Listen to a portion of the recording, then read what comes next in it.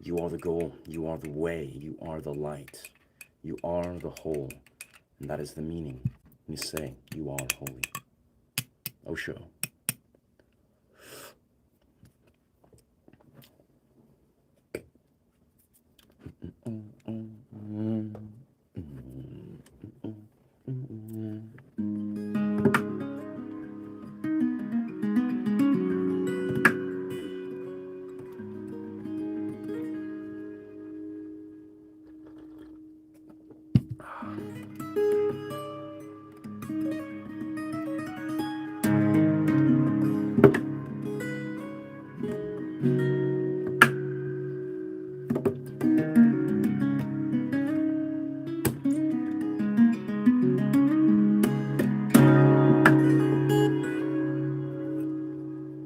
Welcome, welcome, friends.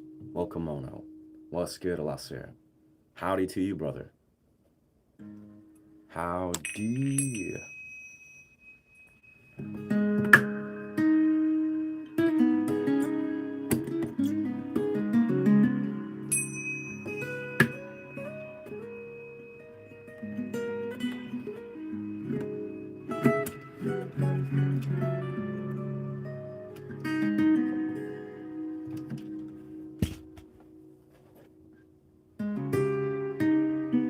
Well, thank you.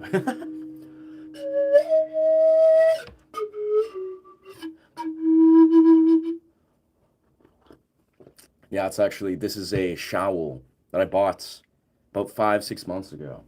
I actually didn't know it existed. I forgot. Basically, I put stuffed into my guitar case once when I left the beach, and very much. It's my favorite shawl ever. It's got like the trippiest golds and dark reds and all this crazy shit. But I basically, yeah, I thought this shawl was gone forever, and I accepted that. But then yesterday when I went to the beach, I went to my guitar case, and there's like a sleeve where you close up and zip up the handle parts of the guitar case. So at this beautiful moment where I realized, I was like, damn, I still have this thing, like this thing that I've been like constantly thinking about. I was like, damn, I missed that showl. And then suddenly it's like, oh, damn, I've had the showl the entire time. Oh, looks like my tingsha just broke. I really need to get my hands on some stronger rope for this tingsha. Nice. Get a Clint Eastwood vibe. Nice, nice. Clint Eastwood, if he took a lot of acid and explored his consciousness. Yeah. I mean, Clint Eastwood, he's a legend, but yeah. I think it's Clint Eastwood if we went to the Eastern philosophical temples of wherever and then went and just spent some time in the mountains, reflected, and opened our soul. Yeah, Clint Eastwood.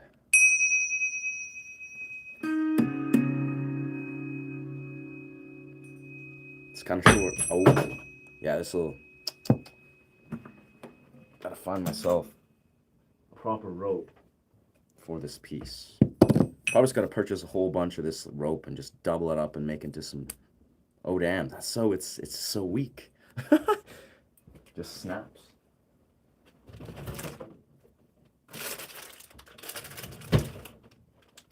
One of these ropes will have it.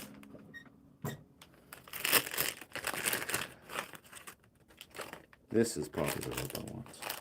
This will do it. Maybe reinforce it with some hemp or something. Do some crazy craft shenanigans.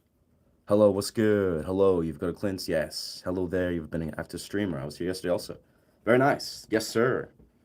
We are on the grind, brother. We are about 3 days away, I would say, from getting 3K watch hours. Probably like 3 days shy of hitting 3,000 watch hours, which is right on schedule. And then, yeah, a couple weeks' time. Why so hatred when when love is the only thing in the roots? Wow. That's dope, man. Yeah, no, but I mean, I intend to stream a lot. I intend to be, I'm a full-time YouTuber. That's my goal. But yeah, I'm on a grind where I'm like, yeah, let's just stream it up, grind streams, gain those watch hours, get monetized, get those YouTube paychecks. Just YouTuber goals.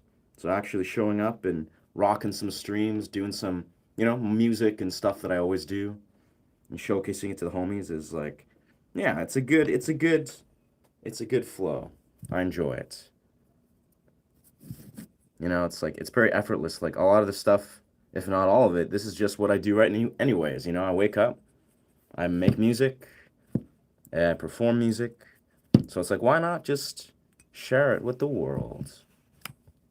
Make it an experience. Build a business off of it, so to speak. But there's so much more. There's so much more to it. So much more. It's beautiful. All right, I think we've created our Ting Show rope successfully here. It's funny though, yesterday, this is something that's been on my mind a lot, for the better, naturally. I did a stream yesterday at the beach. There we go. That's nice. But I did a stream at the beach yesterday, and it kind of blew my mind where I was just like, the first time really being in like a public sphere, because the beach where I go to is right near UBC. So that's like a giant college, right? It's just a giant college. Gigantic. And the idea. Oh.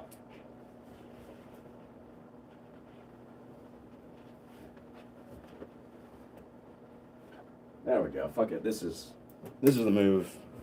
Do some sort of thing so it's out of the way, but it's still present. Nice. I don't know. Yeah, the idea is when you're at this college, there's, college kids everywhere. There's people, artists, whatever. It's like a public sphere.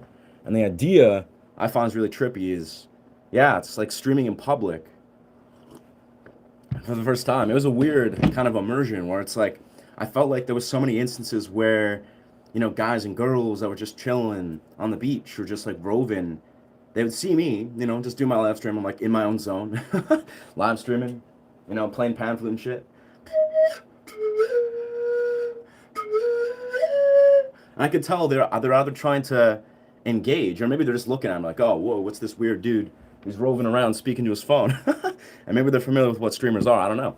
But it's very like a weird moment where I'm like, wow. I'm like, I can feel like a mass majority of these people, especially the people on the beach, were trying to like interact with me. Like they were just, phone or not, they're just like, let's try to interact with this guy. But I'm like locked in the stream. I'm like, I'm busy, playing guitar, trying to be present for the stream. But it's an interesting moment. I was like, wow, this is like a trip. That's, just people, like stream or not, this is how it would go anyways. People like to just see a dude with a guitar on a beach just doing his thing. Like people like to approach me anyways. But I found it interesting how I'm like juggling this dynamic where I'm like, okay, I have a stream. I'm holding space for my stream, trying to create this stream, trying to respect people's consent and space, respect people's privacy.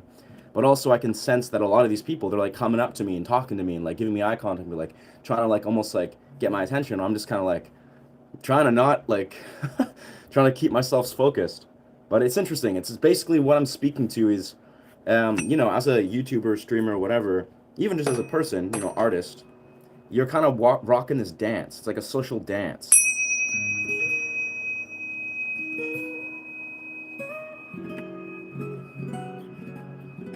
It's the same dance I do when I'm, YouTubing, streaming stuff. Steampunk grind. Sure, why not? I never really think I associate with steampunk. I think I have steampunk, influence in there, but it's more like 80s rock star, whatever the fuck this is. Like the style that I'm going on, I don't think fits many models. It doesn't really fit a style. It's just the way I see it is like punk rock slash, I don't know, fire performer slash, artist, actor slash whatever. Like it's like a hybrid of styles that's unique to what I do. Like it's all very intentionally woven. This is, so steampunk, whatever we want to call it. It's all good. It's all beautiful. What's good? Welcome, Alicia. What's poppin'? I'm doing awesome, honestly. I feel great. Yeah. I feel like this needs a little bit more of a rope. A little bit more. Yeah, no, but it's a beautiful rainy day. I've yet to go for my running cold plunge, but, I'm just kicking it. What's more? Cool scarf. Thank you. This scarf, yeah, it's like trippy as fuck. It's actually like a giant, really silky shawl.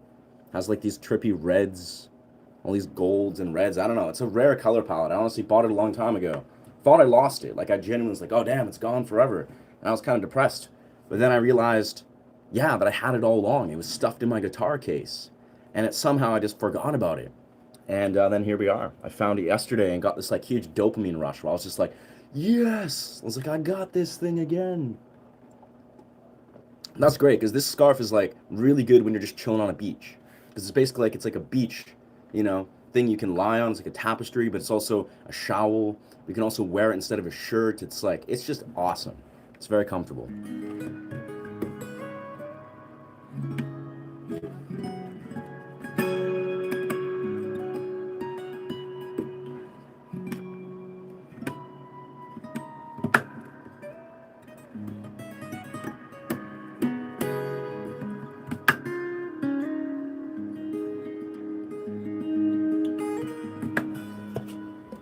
All right, let's focus on music.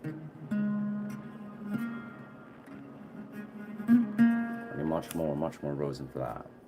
Yeah, but again, like it blew my mind just the dynamic of like what I'm gonna do in the future is I'm gonna, you know, I go to a public space like a beach or whatever, and I'm running into like friends and strangers. What I think I'm probably gonna do is I'll hold off doing a stream intentionally, or maybe what I'll do is I'll be streaming, right? And if I'm streaming, this is actually I think what I'll probably be doing often is I'll be streaming, and then if I run into like people that I want to interact with, like friends and people in the public or people that I meet, I'll turn off the stream. You know, I'll just exit the stream just for like a minute or so, and then I'll just interact with these people. So there's no pressure. They don't feel like I'm trying to, you know, engage them in the stream inorganically. And if they feel like I'm like, I talk to them like, hey, do you want to be a part of this? Or yeah, I'm just a YouTube streamer, blah blah blah, or a YouTuber. Then they're like super receptive and sick. But I feel like the dance of well basically consent, like the dance of privacy and honoring people's privacy and consent, especially when you're on a public beach or just, you know, in public, I think it's really important. Like I think it's extremely important. You know, people can bypass that. People are like, oh, technically we're all in a public sphere, we can do whatever we want. I really feel it's important to honor people's consent. You know, just see if they're receptive, see if they're super open to be a part of this YouTube experience. If not, then I completely understand. I want to respect people's privacy a millionfold. But at the same time, you know, if I'm running a stream, I want to be present. I want to interact. I want to make friends, you know, meet cool people,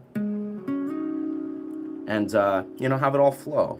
So it was an interesting moment yesterday where I'm just like on the beach where I'm like, wow, for some reason I can sense there's all these people that are like watching me. Maybe they're just looking at my hat. They're just like, oh, whoa, this is dude with a hat or like dude with a guitar.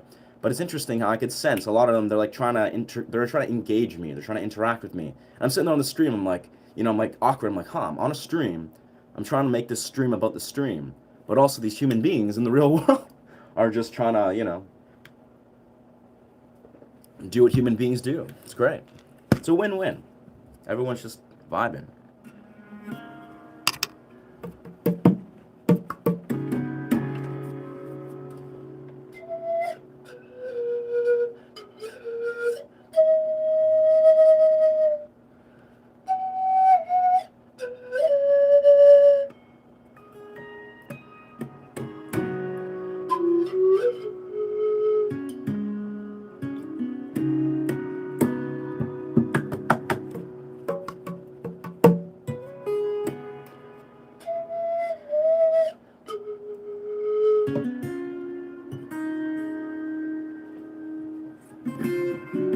Let's go there.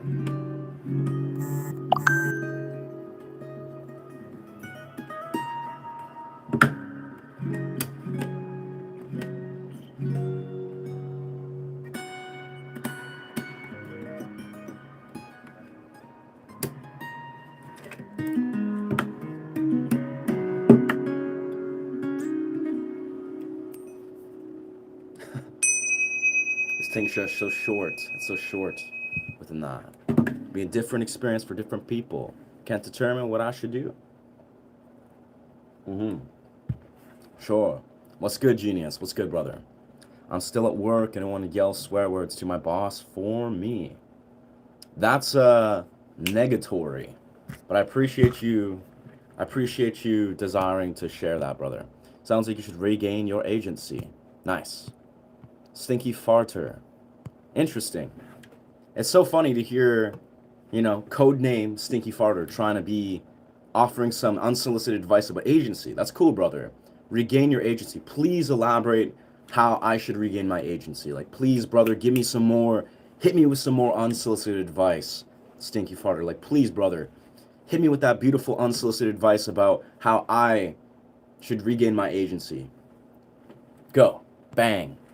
The floor is yours, brother. But yeah, what's good? I appreciate you, genius. Appreciate you chiming in, brother. To Alicia Z, I think would be different experiences for different people. I can't determine what I should do. I'm not asking for the answer to this, just my opinion. Just my opinion. I would think it'd be different experiences. Oh yeah, that's what I'm saying. That's what's so magical is it's like dance. It's like in a dance. You know, you see YouTubers who are like travel YouTubers or, you know, vlog type YouTubers, and it takes intuition. You know, it takes honoring people's boundaries like everything in YouTube does. Like you can honor people's boundaries, you will successfully navigate those waters of YouTube. I'm not asking for like, I'm not like saying it out from a place like, oh no, what am I gonna do? It's like, this is just genuinely the first time that I've gone to a massive public space and had to juggle this dilemma, being like, interesting, like this is beautiful. It's like people are naturally like YouTube stream not. It's like people like a guy with a guitar, they like to engage, you know, you're on a beach, you see a guy just chilling, or human beings, they like to interact. But I'm just saying I'm finding interesting. I'm very curious to be like, wow, this is beautiful the way that I can say create this space, you know, where I'm engaging with you guys, creating my community, building my YouTube business, letting you guys enjoy the beach. But at any given moment, I'm allowed, I have the agency to exit the stream and be like, hey, you know, to the real world people, just do my thing. Live. It's like you can live in, it's almost like in the simplest way. I would actually compare it if you're a principal actor. You know, I work in film sets, I mainly do background acting, but if you're like a principal actor, there's a lot of different ways that you have to basically navigate social waters. Like if you're a, you know, a lead actor per se. I've never been a lead actor, but imagine you're a lead actor and you're walking around the film set.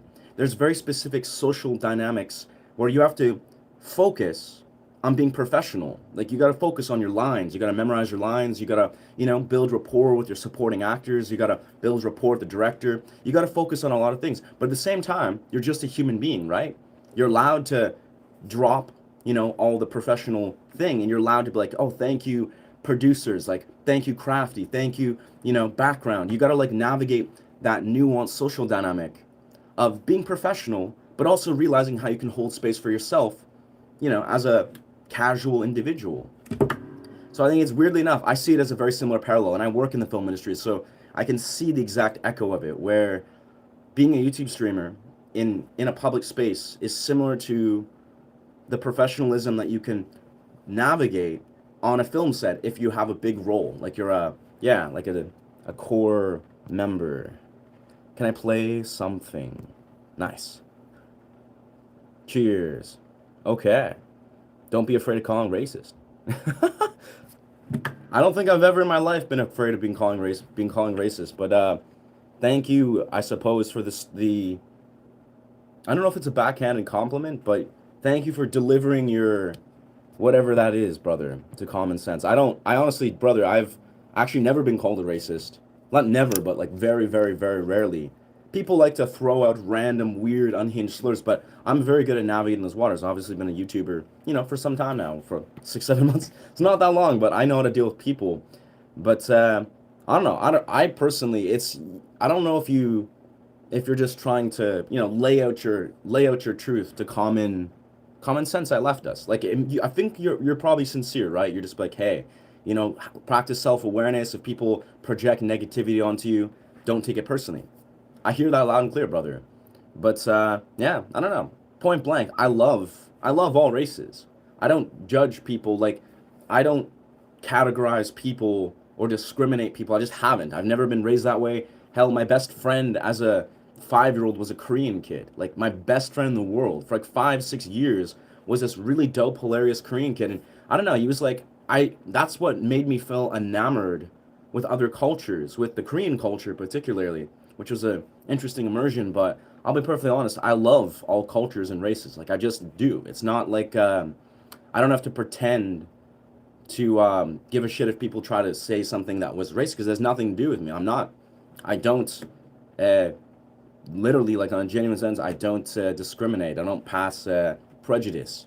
I discriminate. Like, I judge people. If a person's a piece of shit, if a person's a disintegral, unconscious piece. I hope them well. I hope they figure that out. But that's how I'm going to, you know, categorize people. Oh, are you a good person or are you a bad person? That's what I care about. I don't care about your ethnicity, about your political party, about your religious stance, about various things like your orientation. It's like I really just I really like to, you know, see if a person is a good person or bad person. I've never given a flying fuck about race. I love people of all races, like deeply. I really do. But that's my little food for thought. I mean, how is it? I'll be perfectly honest, like just being transparent. How can you not like genuinely love like all these different cultures? Like, and I'm talking about that extends to how you treat the people, of course, where it's like there's so much to learn. There's so much to offer in all these different cultures, like Japanese culture, Indian culture, European cultures of all sorts, like African culture. They're all beautiful cultures. And as a musician, as an artist, it's like clear as day. It's like I'm like in love with all cultures. But yeah, I don't know. I just don't get discrimination is insane. I think a person's got something going on that's far beyond, racial discrimination. Like they're just a shitty human being if they.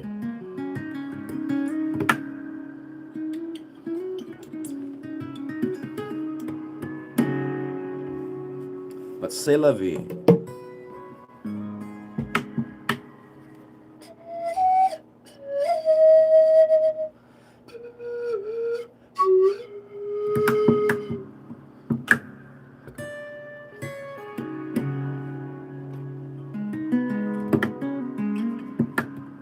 Saying not to the left of being fear of being canceled ever hold you back.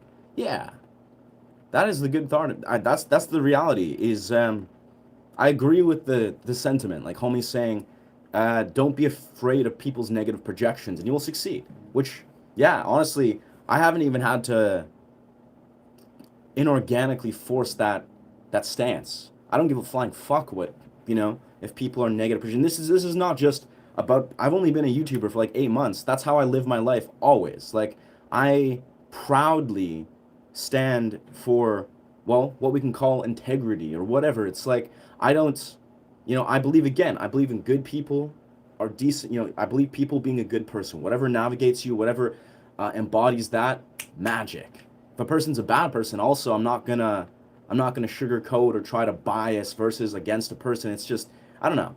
It's a moral and ethical philosophy 101. Like, and it's not about studying these things or trying to apply to models. No, it's just if you have a moral compass, you understand, how to gauge these things. You just genuinely desire to be a decent human being and navigate your waters. And being a decent human being isn't being like a kind, happy-go-lucky human being. It's being authentic. It's like just not giving a fuck in a healthy way. You're just like, yep, I'm going to, hold space for what is good, what is right.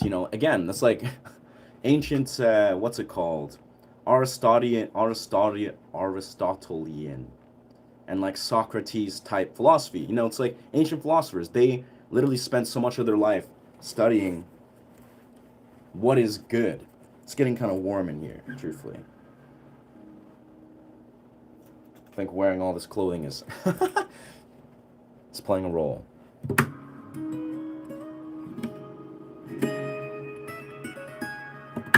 I'm actually, yeah, I could go outside and listen to the rain.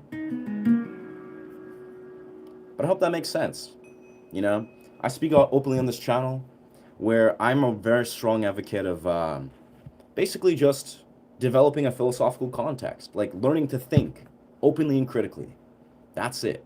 To me, it's painfully obvious when people, obviously not going to define or categorize anybody here, but let's put this hypothetical person that doesn't know how to think critically, doesn't know how to, root themselves in a healthy argument or understand what their moral or ethical stances and things. If they can't emulate that intelligently, they can't just think openly and critically, it's painfully obvious. Like from a person that desires to explore these things, obviously we don't have to be all like, moral philosophers intellectualizing and having philosophical arguments all day long, but it's obvious. It's obvious from a person, and it's vice versa. If a person has these awarenesses of these things, they can look at a person, see the way they carry themselves, see the way they hold space for discomfort or for objections or whatever you want to say, for critical, maybe, critical arguments. They can see the way a person holds space for that, and it's clear as day. It's either, you've effectively integrated or you haven't, and that's okay. Like, we're all just students of the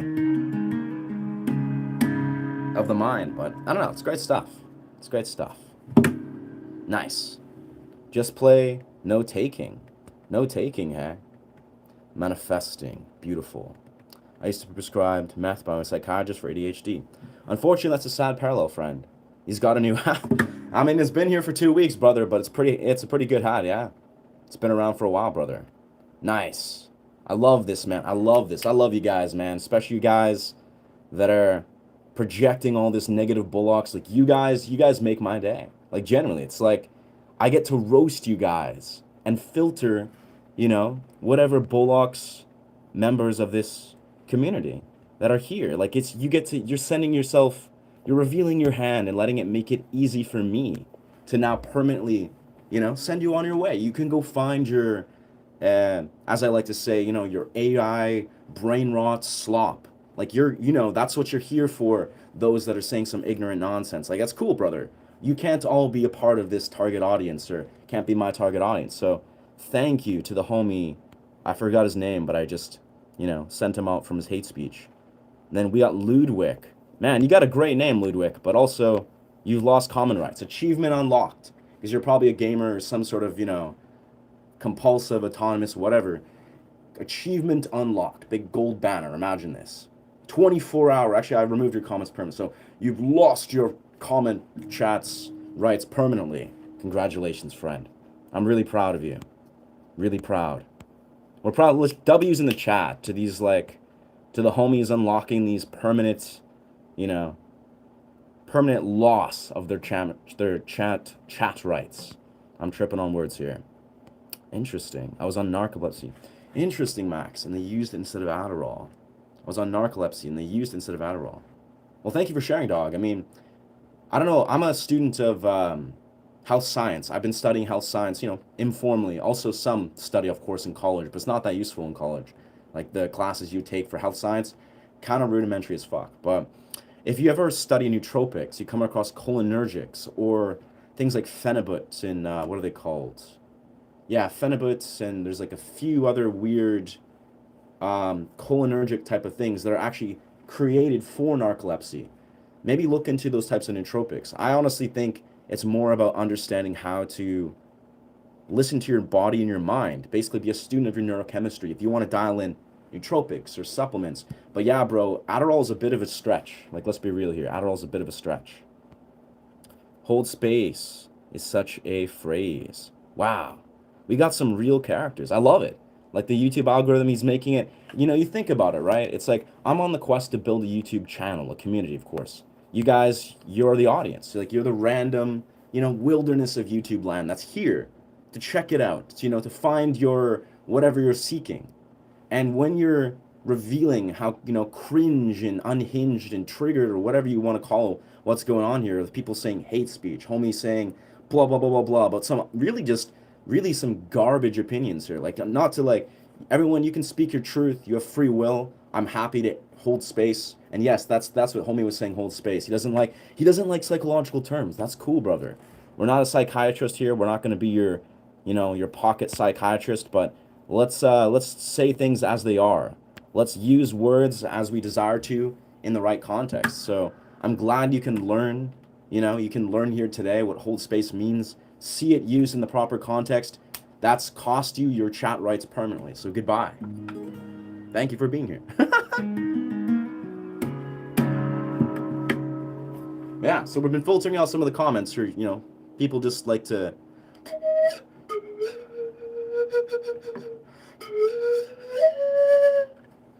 People like to, project and air out their opinions. That's cool, brother. We're on YouTube. This is YouTube, I'm a student of this YouTube land, but people don't even realize they're entitled. They think they're entitled to whatever is their dog shit opinions or whatever some people, they're just speaking their opinions. They're not even, it's neutralistic.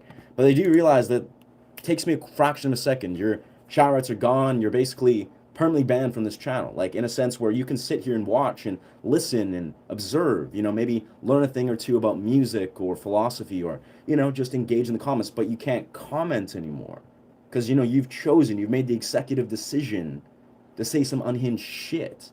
And I'll be honest here, if you're doing that, you're going on this compulsive loop. I love to return to this often. I'll make this very brief. Is if you're compulsively going through YouTube live streams, you're scrolling through and you're saying some compulsive nonsense. You have no emotional intelligence or self-awareness to realize that what you say doesn't, like your negative projections, doesn't mean anything. It says a lot about you, but it doesn't actually contribute anything. It's wasting your time. You're wasting your time. You don't value it. You should probably exit the stream right away. Put your phone down, like put your phone in airplane mode, turn it off, go touch grass, pick up a guitar, do something productive. Like if you're wasting your time, you don't value your time, and you're gonna just say some unhinged shit, I'm glad to see then, like people, please exit the stream. You're not my viewership. You're wasting your time. You don't value your time for whatever reason. That's okay. That's a normality. But yeah, if people are wasting their time, like I give a flying fuck about like XYZ, and again, this is not to throw salt at people, but it's funny. It's honestly, we've got a group full of people that desire to, filter themselves out as not the target audience, and it is what it is. Yeah. What kind of guitar? This is a Yamaha, dog.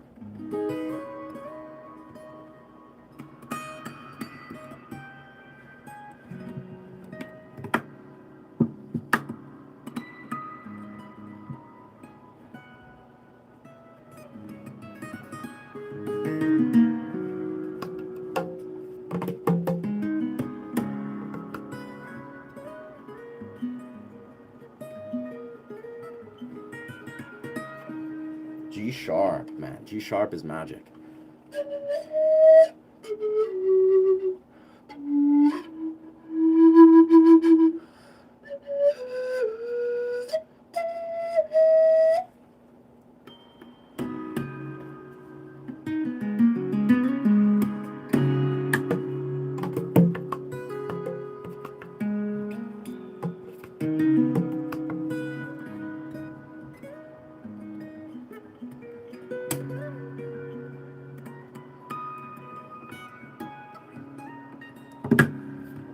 God damn, I love this riff.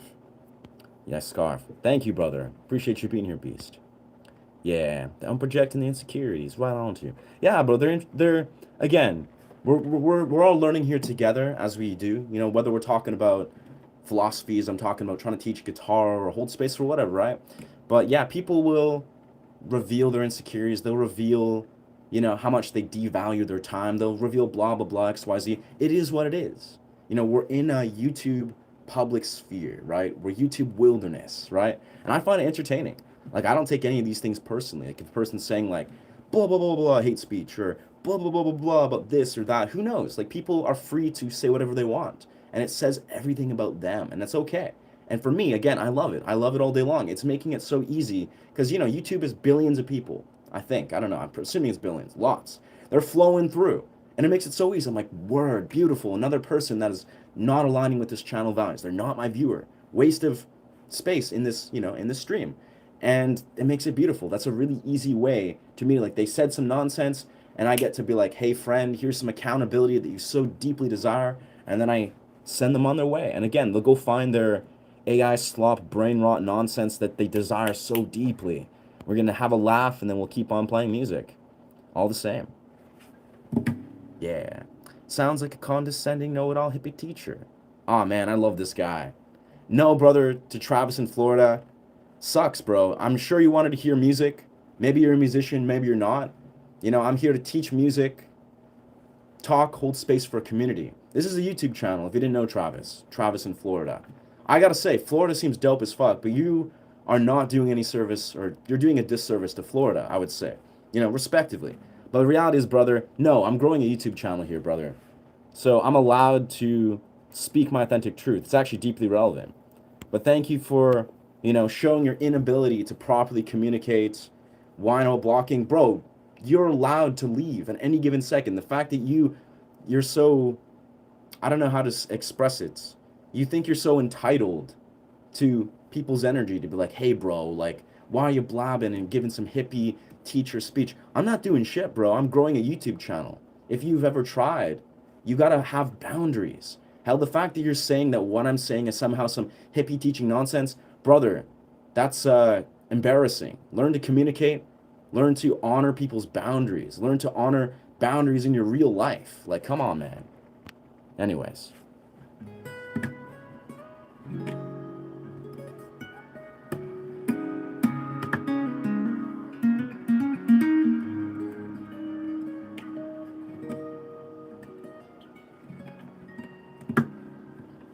Anyways, back to the music. Thank you for, again, thank you everybody for, well, for the ones that have actually just been, you know, my audience just kicking it, listening to music. I appreciate the support. For the new wave of the few that have just desired to come here, you know, project whatever's going on, they're stressed. Maybe they're dealing with some shit and then they fail to practice self-awareness. Thank you for revealing your character. Thank you. Like, you're not a part of my viewership. You're not a part of my target audience. I do not want you part of this community. So thank you.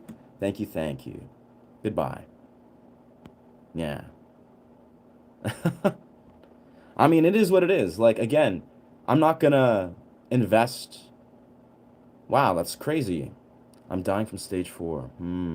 Trust me. Yeah. Wow. That sounds like a very... I think you might have been here yesterday, Max, if I'm not mistaken. Like yesterday earlier on, but I'm sorry to hear about your health condition. I hope you just, you know, give yourself the means to sort of build some healthy momentum in your health. You know, allow yourself to really tap into your body's natural ability to heal itself. Whether it is whatever, it's just exercising your freedoms as a human, you know, honoring what you're feeling, just having fun. Like, I hope you can have some fun and, you know, really just make the most of your time, brother. Touch grass. Speak your truth. Yeah, bro, NNN, platitudes. But if you've been listening, you know, if you've really summoned those incredible, you know, facilities of your brain, if you really just sat there and listened to what I was saying beyond the couple platitudes, bro, platitudes, touch grass is just me simply trying to make it simple for you guys. I could stretch into a billion words, but touch grass, most people know what that means. It means get the fuck off your phone. And not to say that was sounded pretty aggressive, but get off your phone and, you know, go into the real world. Like, you know, realize that you probably are wasting your own time and dishonoring your time by just, like, you know. But anyways, if you get it, you get it, you know. It's like, if the platitudes really bug you, then that's it. Then it is what it is, brother. You're clearly, you know, you're a little bit limited with your ability to grasp the greater context of what's going on, and it is what it is, dog. Yeah, G sharp, electric guitar. Do you practice playing guitar? That I do. Yeah, I do love practicing playing guitar, man. Oof. I think I need to actually... Let's see. Yeah, but not to beast, I do practice playing guitar, bro. Primarily, I'll be honest, I was thinking about that a lot. I say be honest a lot. But in all truth, I think I could practice like a lot more. Like, that's what I've been recently recognizing, beast, is like listening to like Marcin and Tim Henson. I'm like, you know what? I'm a decent guitarist. I like where I'm at, but I could actually be like grinding out practice, particularly, you know, on my new Ibanez. So yeah. Yes to the title. Nice. Okay. Very nice. Cheers, dog. Yeah.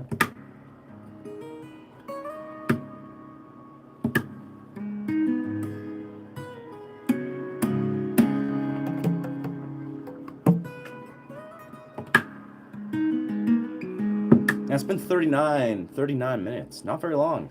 Looks like YouTube algorithm is sending me more humans. That's why I'm probably getting a lot of these trolls, you know, outlandish, projecting people, which is, I don't know, that's just the way it is. Like, once the YouTube algorithm sends you a larger wave of people, you do got to effectively filter out, you know, the random few percentage of people that are just gonna project whatever they desire to project. So then eventually the algorithm acclimates. It's like, okay, let's actually continue to send people that fit in your target audience. And, you know, c'est la vie. It's a win-win. I'm on the quest for watch hours. I don't devalue my time. and just to sick and to use it the way I want. Yeah, yeah, yeah. No, to Max, I wasn't clearly saying everyone watching here that's on a live stream is devaluing your time. No, I'm saying if a person chooses to go on a live stream and say some negative shit, like maybe it's hate speech, like there's random people, just saying hate speech or literally just being like, blah blah blah, like saying some stuff that's just doesn't even make sense. It's like they type it in, but they don't even think, or they type on their phone, they don't even think what they're saying or why they're saying it. I don't think you're coming from that place, brother, to Max, is like, without a shadow of a doubt. So I wouldn't say you are devaluing your time, but I mean, it's a universal truth. A lot of us, we could honor our time more, but I'm just saying, it's another sort of parallel is if there's a bunch of people that are popping on and just like, saying some stuff, not really conscious of how absurd or even just like insecure they're making themselves look by saying some negative stuff. It is what it is, but these are people that I think, in the simplest way, in the most respectful way, they should probably get off their phone, be more present, value their time a little more effectively. Maybe pick up a guitar, maybe go for a run, go to the gym, maybe just sit in meditation. Like that's kind of what I'm trying to suggest is the last thing that people that seem to be compulsively, because this is the thing, I've spoken this a billion times, but you can be certain if a person's like compulsively, like unconsciously scrolling through a phone, saying some negative projections, right? That person probably is in a loop. They're in a loop. Like they're compulsive. They're not thinking fully through why they're doing what they're doing. And it is what it is. Unfortunately, a lot of us are in this place.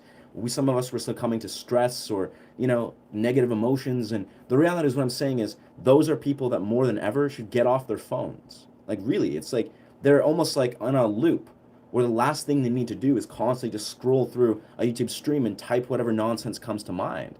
They just need to give themselves a favor and be present. Maybe do some magic mushrooms and turn off their phone for the day. But that's, just some unsolicited advice that's that I'm throwing to the human beings. Let's plug into Ableton and give ourselves a full sound and really just create a good atmosphere musically.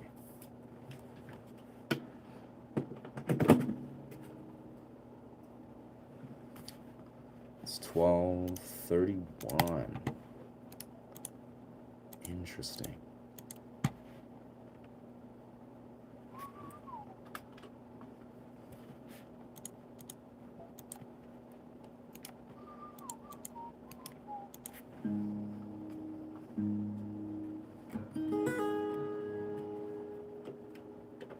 Now let's master this audio a little bit.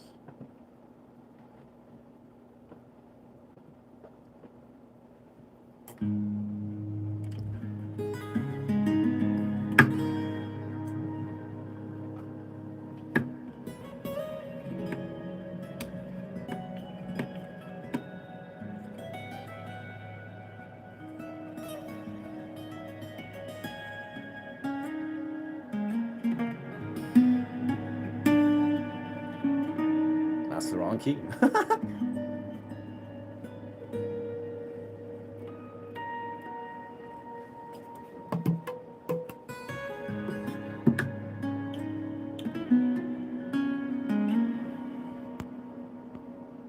Welcome, friends. Welcome to this YouTube live stream.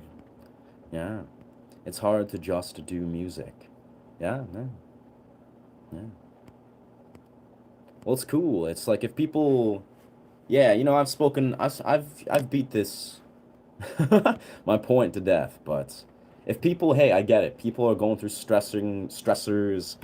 We're all living this 3D experience. People got things to say, but this is a YouTube live stream. This is my YouTube live stream. I like to set clear, firm boundaries. If people are going to be dickheads or say some hate speech, I want this to be a safe space.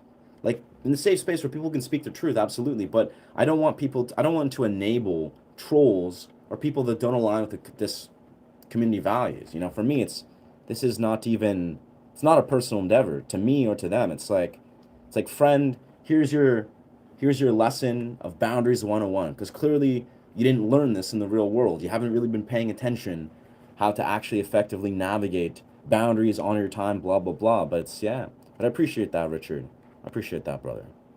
Hey, just came to the stream. What are we talking about? I'm a trad goth from the Southwest Russia. Huh. I'm in a town of 30 people that basically is in a forest. Wow. Nice. Well, that's pretty dope. You sound like a unique individual, so I commend you for expressing yourself. Like expressing yourself, you know? Do you play guitar? Cod enjoyer. Yeah. I'm just here to do some live improv for you guys. Do the YouTube live stream stuff. I'm on the grind to get 4K watch hours. We're about 3 days from unlocking this, what's it called? Super Chats. So that's pretty rad, yeah.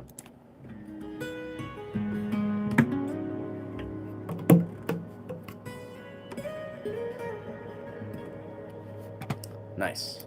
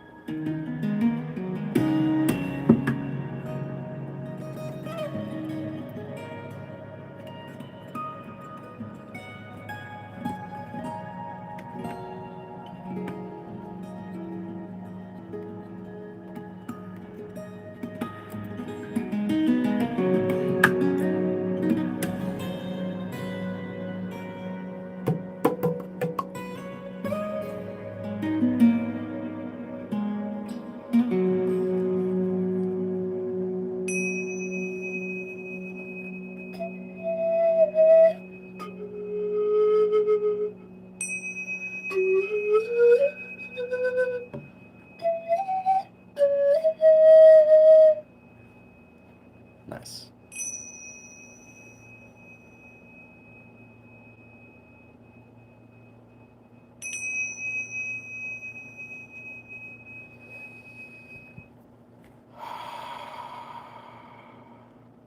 And I hope you guys, wherever you find yourself in this reality, you're honoring your somatic body, feeling into your felt experience, letting your nervous system be regulated, letting yourself engage in that which facilitates regulation. Must have been bad, missing that, missing that. Okay, I'm just reading through the comments. Don't be scared, but some of that. Okay, all right. Uh, huh. Again, Heaven, I think you've been here for a while, friend. Not a, no religious ideology, no hate for that. It's just a music channel. We're a channel, yeah. No disrespect. The hammock suit. Sure, I'll take that as a compliment. Thanks, dog. I have, this is a hat that I designed myself, but yeah, we're all about looking like different characters. Why not? Life is short. Gotta express yourself.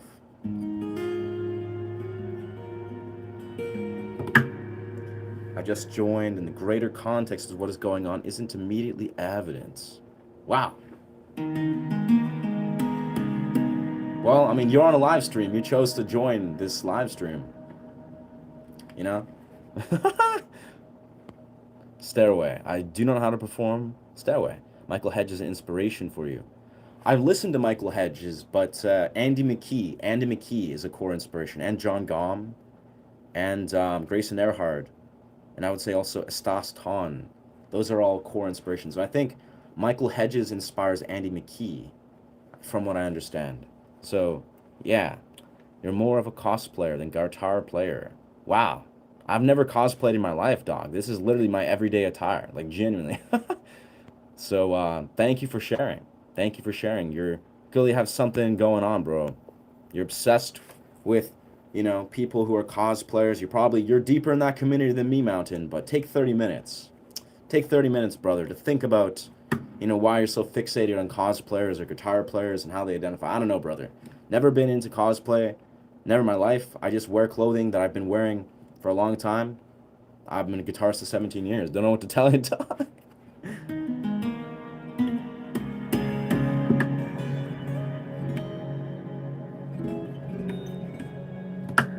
He's asking, do you wear the outside? Yeah, bro. If you've been to my, I literally did a stream yesterday where I was literally wandering through public. I go to raves, I go to shows.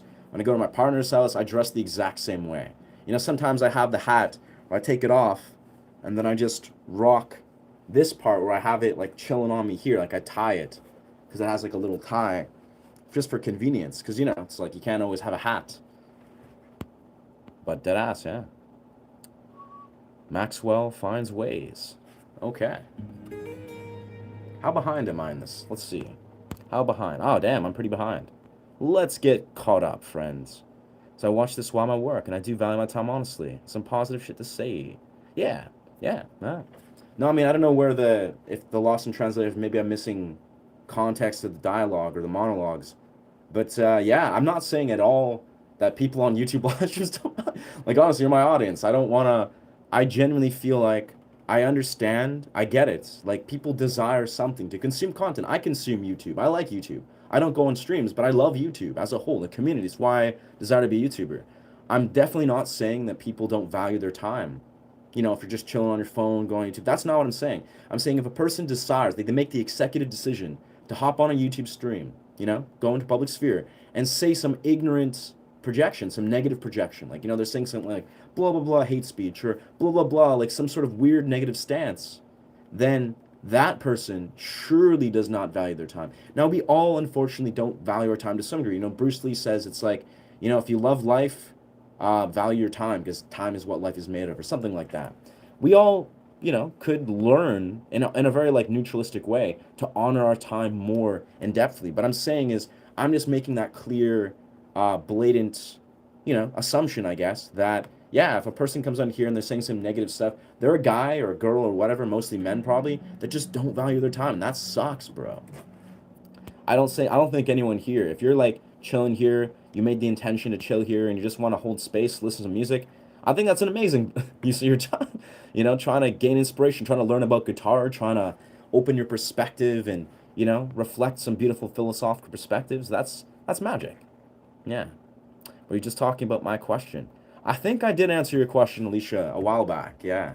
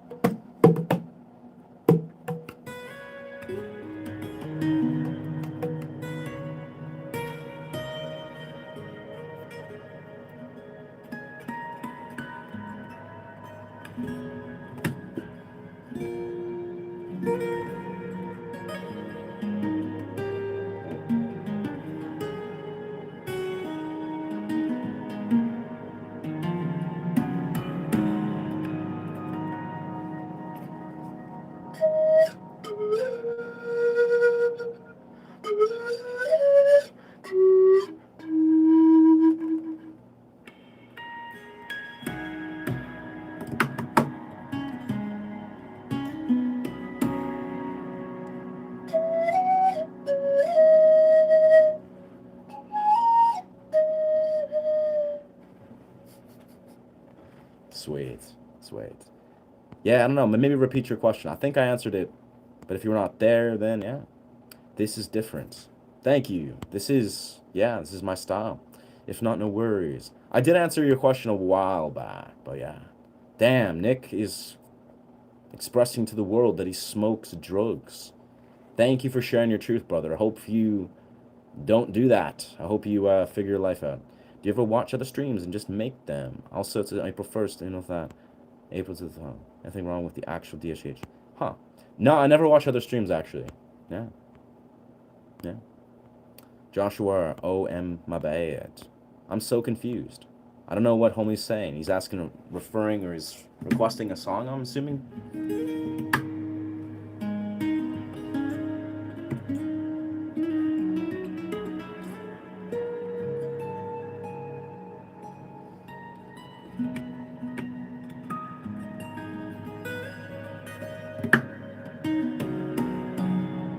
Been playing a song the entire time, brother. Yeah, I'm not a cover artist, but welcome to this channel if you're new here. Still not a cover artist, Still an original and an improv artist, but thank you for the interest. Yeah. Yeah. Epic beach. Sweet. Yeah, I don't know what to tell you. Let's see. See if we can get caught up in the comments. Appreciate that, Moon. Appreciate that, Moon. That's very kind of you. And welcome. Close my eyes and listen to music, and it hits the soul. Beautiful. It hits my soul. I feel it. It feels good. What style you're playing? Is this called? And where do you go to learn it? This is probably modern fingerstyle. I would call this modern fingerstyle that has like flamenco classical roots. Like if you want to learn what I'm playing, a lot of it's like, basic guitar, but with a lot of like flamenco classical style. But that's evolved into what we call modern fingerstyle or percussive fingerstyle, like Andy McKee, John Gom, Alexander Misko, Marcin. I forget Marcin's last name. Marcin something Polish. But all those artists are in a similar style. Those are my influences. I don't really cover a lot of their music. A lot of Andy McKee, like many, many years ago. But is there a name for these bells? Yeah, dog, to James. This is a tingsha. Tingsha.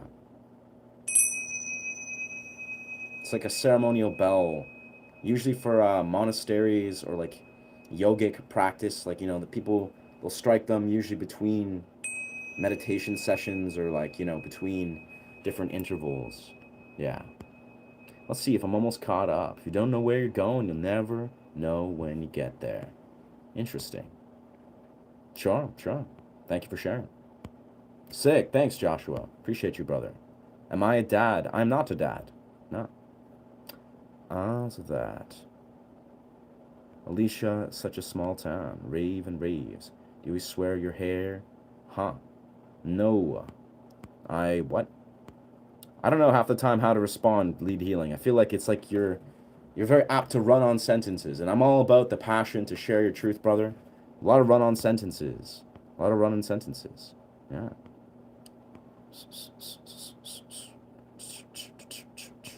Nice. Never seen me play guitar somehow. That's that's magic, bro. Well, maybe you should stick around for more than 5 minutes, or feel free to check out my live streams and my content on my channel. Because on my channel, I have hours and hours and hours of me playing guitar. So, yeah, it's there, brother. Just gotta look. Good afternoon. Yo, what's good, camp?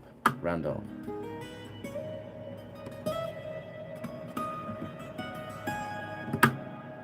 Yeah, I'm currently looking for more books to read. Have you read something that stuck with you? Yes, brother. I mean, what I would recommend, there's many books I'd recommend. In the simplest right, this aligns with, my title, I guess, the Osho quote. Osho has many books. They're very palatable, very well written. They're about many different subjects. So if you're interested in a sort of Osho, almost like philosophical Eastern philosophy type inspired stuff, it's like a very spiritual kind of text, but it's about a lot of different parts of life. Osho's books I would highly recommend. I'm also into dream yoga. Basically, it's lucid dreaming philosophy. It's basically similar to, he's taking a lot of like practices from ancient Tibetan Buddhism, which is where lucid dreaming originated. So Andrew Holosek, Dream Yoga, and also Joe Dispenza. A lot of Joe Dispenza's sort of entry-level metaphysical philosophy stuff is really good. Yeah. Nice. I think we've caught up. Yeah, Marcin. I always forget that. Marcin Patzelek. Martin Patzelek. What a beautiful name. Yeah, thank you, Ocean. I'm going to remember that. Martin Patzelek. Yeah, definitely. Yeah, leading. Please, respect. I think he's. I'm not sure. I haven't seen every word he's saying, but I think, yeah, honor the regulations or the values of this channel. Just be respectful, or try to communicate in an emotionally intelligent way. I guess the whole point of the question is to ask you, what do you think of isolating solitude when you commune with God and heal? I did not see that. Now, in truth, I don't think it's actually, in my personal, opinion, I guess solicited opinion, is I think actually to connect with God, if we're gonna go there, and again, this is important. I don't like to use loaded words or conventions like God, particularly when we're talking on public space, a live stream, because a lot of people, what you think God, what I think is very different. But if we're going to talk about source, connecting to a spiritual source, the higher dimensions of being, like a sacred channel, a divine energy, if you will.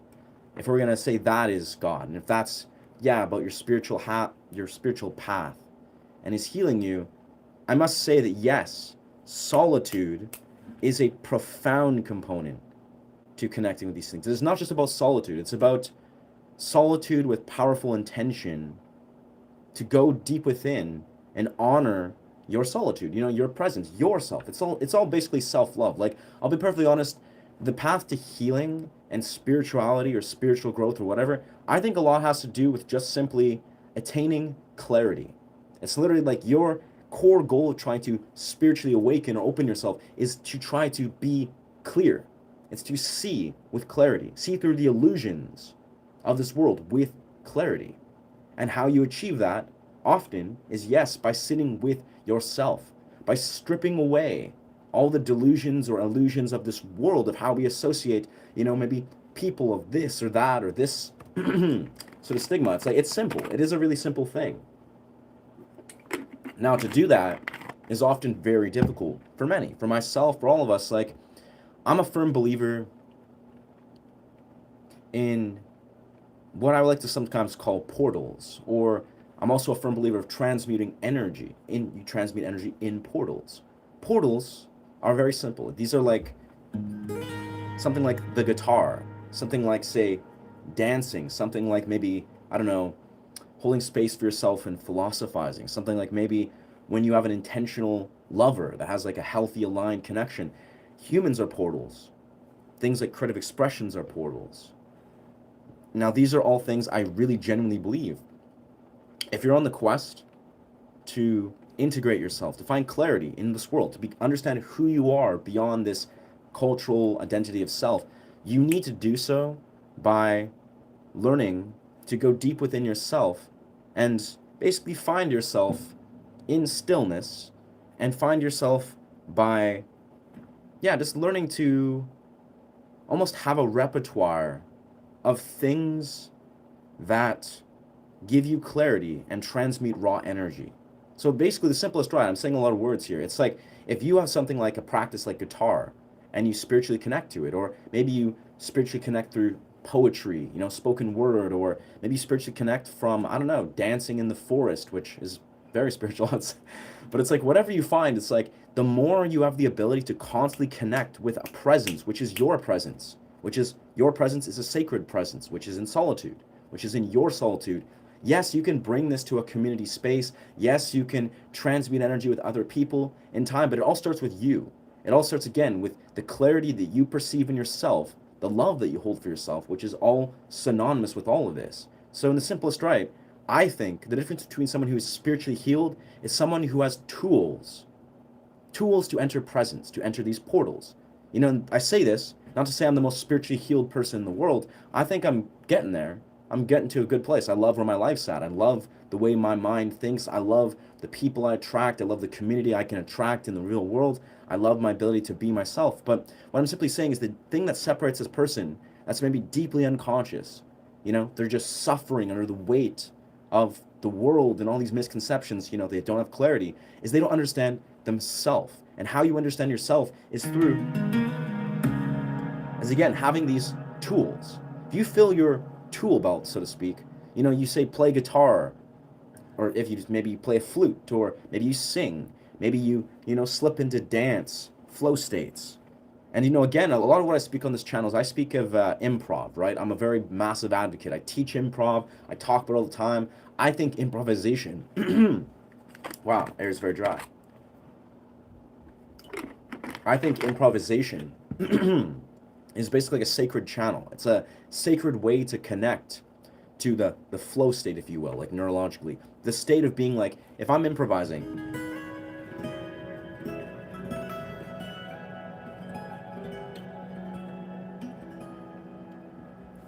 say music, or I'm improvising words, or I'm improvising dance, or I'm improvising some sort of prop manipulation, or whatever I desire to do, right?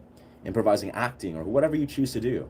All of these things are tools. They're tools for presence. They're tools for connecting to yourself in the present moment and loving yourself and honoring yourself.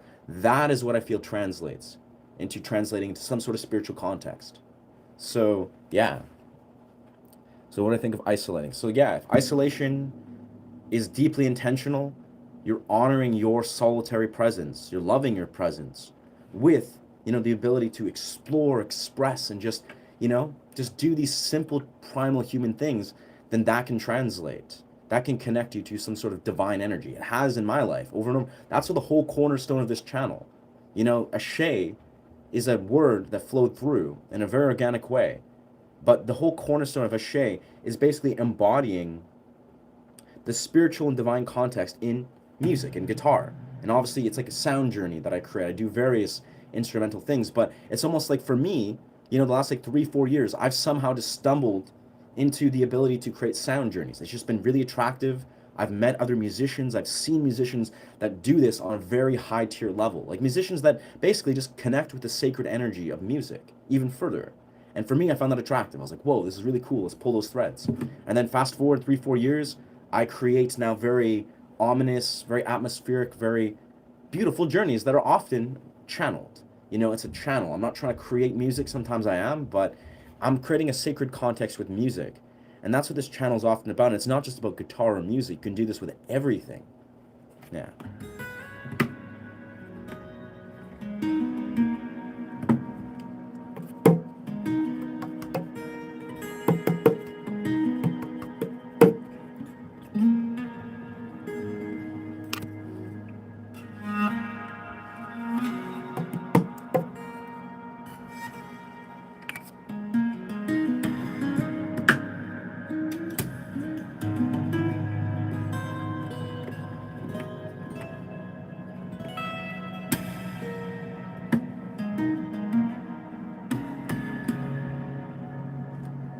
Yeah, thank you for asking that. I mean, yeah. And the simplest, right, I'm an identical twin, right? And for most of my life, it's been like a powerful part of my journey to honor my individualism, to separate myself from the opinions, the expectations of others, to basically honor my sacred boundaries, to just honor boundaries as a whole. That's been a huge part of my life. And I've desired this through necessity. As an identical twin, you are basically brought into this world, paired with another human being, with my twin brother. And it's almost like I was forced for most of my life after age like 11, 12 to actually it was like I was basically drowning under the means of not honoring my solitude, my individualism. And I had to learn this through necessity. I had to learn how to, it's all I desired. Even I remember having memories, strangely enough, in my mother's womb. I feeling this way. I remember vivid memories, like energetic memories, emotional memories of being like, why am I in this space? Why do I have to share this space? There's not enough room here. Why is I want to have this sacred space to myself. And yeah, that's a thing that I carried with me for most of my childhood in my life, was I wanted to be alone. I wanted individualism. I was I don't like to constantly have to be compared and to have to share my energy and space with another person.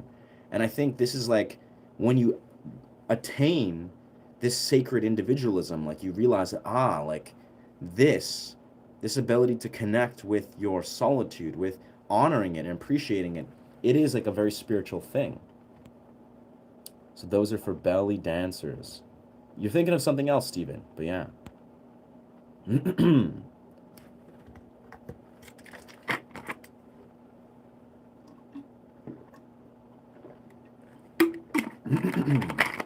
Now this is a tingsha. I don't know what belly dancers use, but this is more for monasteries and yogic practice. Oh, keeps whapping into itself. I was heavily into him years ago. Nice. Not sure what you're referring to, but yeah.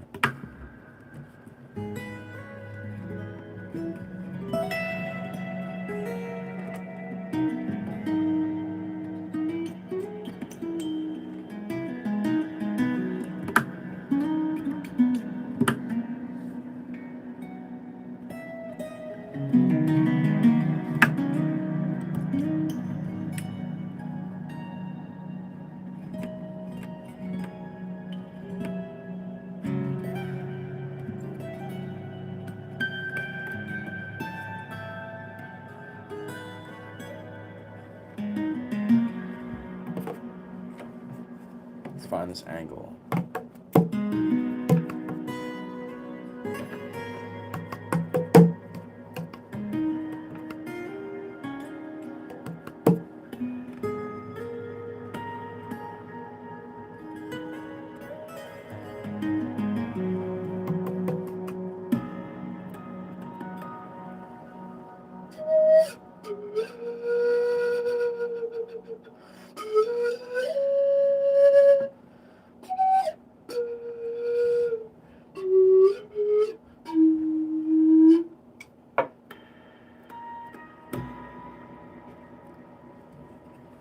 Sweet. I'm often in a respecting mood, it's sure, but sometimes must be misunderstanding. What's about dream yoga? Yeah, I mean, hey, bro, we can all take a step back, myself included, to honor how to be self-aware with what we're saying. For me, I play a different role. I'm the facilitator. For me, I actually see it as a sometimes it's important. You're navigating, you're managing many people, for good reason. Like I have an intention for this channel. I don't know, just the way I am, obviously not doing this in the real world, but when I'm managing a live stream and it's a YouTube channel that has an intention, I want to enforce healthy boundaries. I want to, practice self-awareness, but also realize that, I'm allowed to enforce boundaries. But like, you know what? Some people they're XYZ, they just don't align with this channel, and it's a healthy practice. But of course, all of us can practice, a little bit precision of language, if we want to say. Thank you, Ryan, for understanding. Alicia, what you do with isolation is what matters most. Ryan, our channels, nice, nice, okay, nice, huh. I mean, thank you for sharing, Lead. Yeah, you got some opinions, brother. This is non-religious and non-political channel. Yeah. Yeah. No, I don't think being religious is political. I said God. Yeah. Well, that's where I said in the caveat in the start is, without a shadow of doubt, we're going to speak of, we're going to say God is like the divine energy, the source connecting to that beyond. Because God is a loaded word, unfortunately. It's a convention that people use. What you think God means will mean probably something different to me, to everyone, to whatever. So I definitely, yeah, I would just say simply, try to be as aware as you can about the language you're using. Not because, again, speak your truth in the regular world, but we're on a live stream. We got thousands of people sometimes flowing through the next hour. It's good to be conscious of, yeah, the boundaries we set. Like if people are talking about, religious ideologies all day long, and again, it's simply about precision of language. If a person's saying God, what that means to me, to you, means a whole different thing. And it's like, we just, yeah, if I want to talk about divine energy or spiritual consciousness, but I get what you're saying, Alicia. I know what you mean by God. I just want to leave that little caveat out there. Now she has good intention. I appreciate that you appreciated that. Yeah, we've been vibing. Honestly, life's been dope as fuck. Honestly, I took away so much from being at the beach yesterday, where that was such a random choice. I was, you know what? I'm just gonna go chill on a beach, and do a stream. And I found like that was not only so fun because it's almost like in many contexts it cut through a lot of the bullshit. If a person's like, maybe there's trolls trying to troll around or try to evoke some reaction. If I'm on a beach doing qigong, like doing handstands, playing guitar, I'm probably juggling the variables of being in the real world, or I don't even have, I can't even give trolls my 2 cents, or even my audience half the time because I'm on a beach, and that's fun. I can sit there and write music based on the energy of the beach and etc. etc.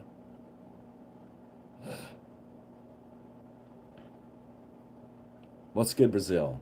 Welcome, Cleo. Or Cleo Don Ronald, George.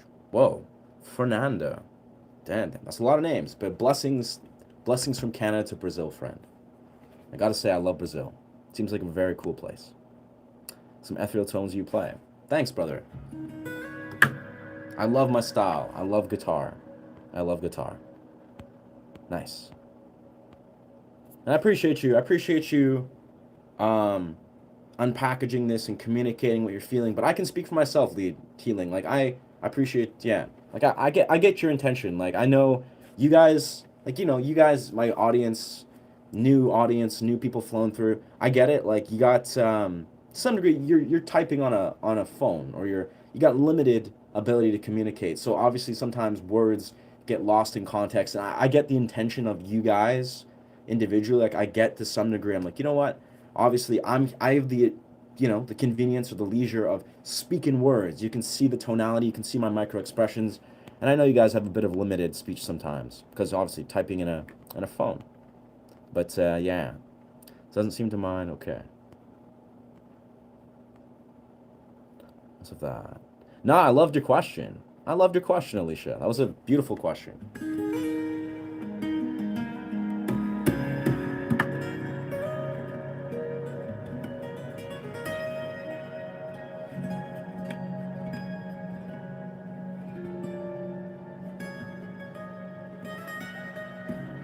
Honestly, really love that question, and I think, introduced a beautiful perspective. No doubt.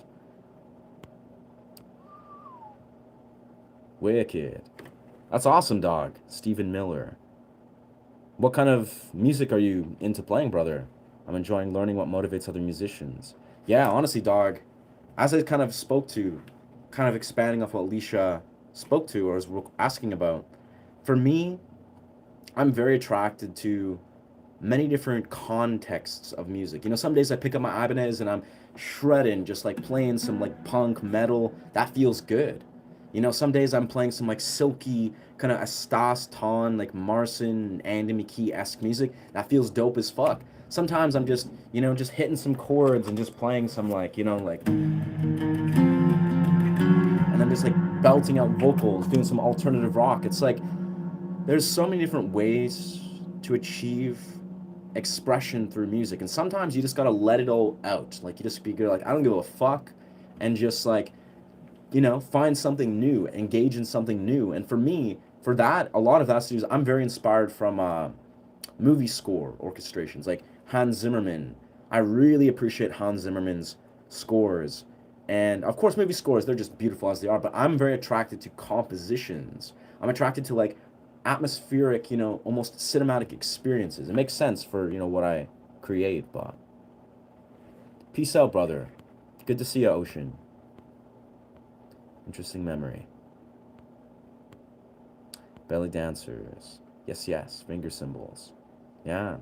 Yeah, I'm sure those. I know what you mean. This isn't the same. This is not the same instrument as what you guys are referring.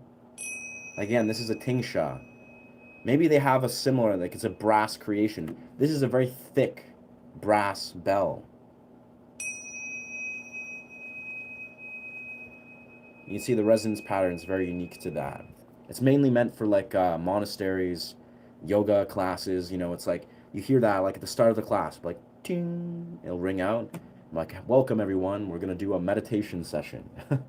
It's different from finger cymbals, but yeah, similar. Do I have singing bowls? I got a couple. I got this baby right here. This is actually one of my favorite singing bowls.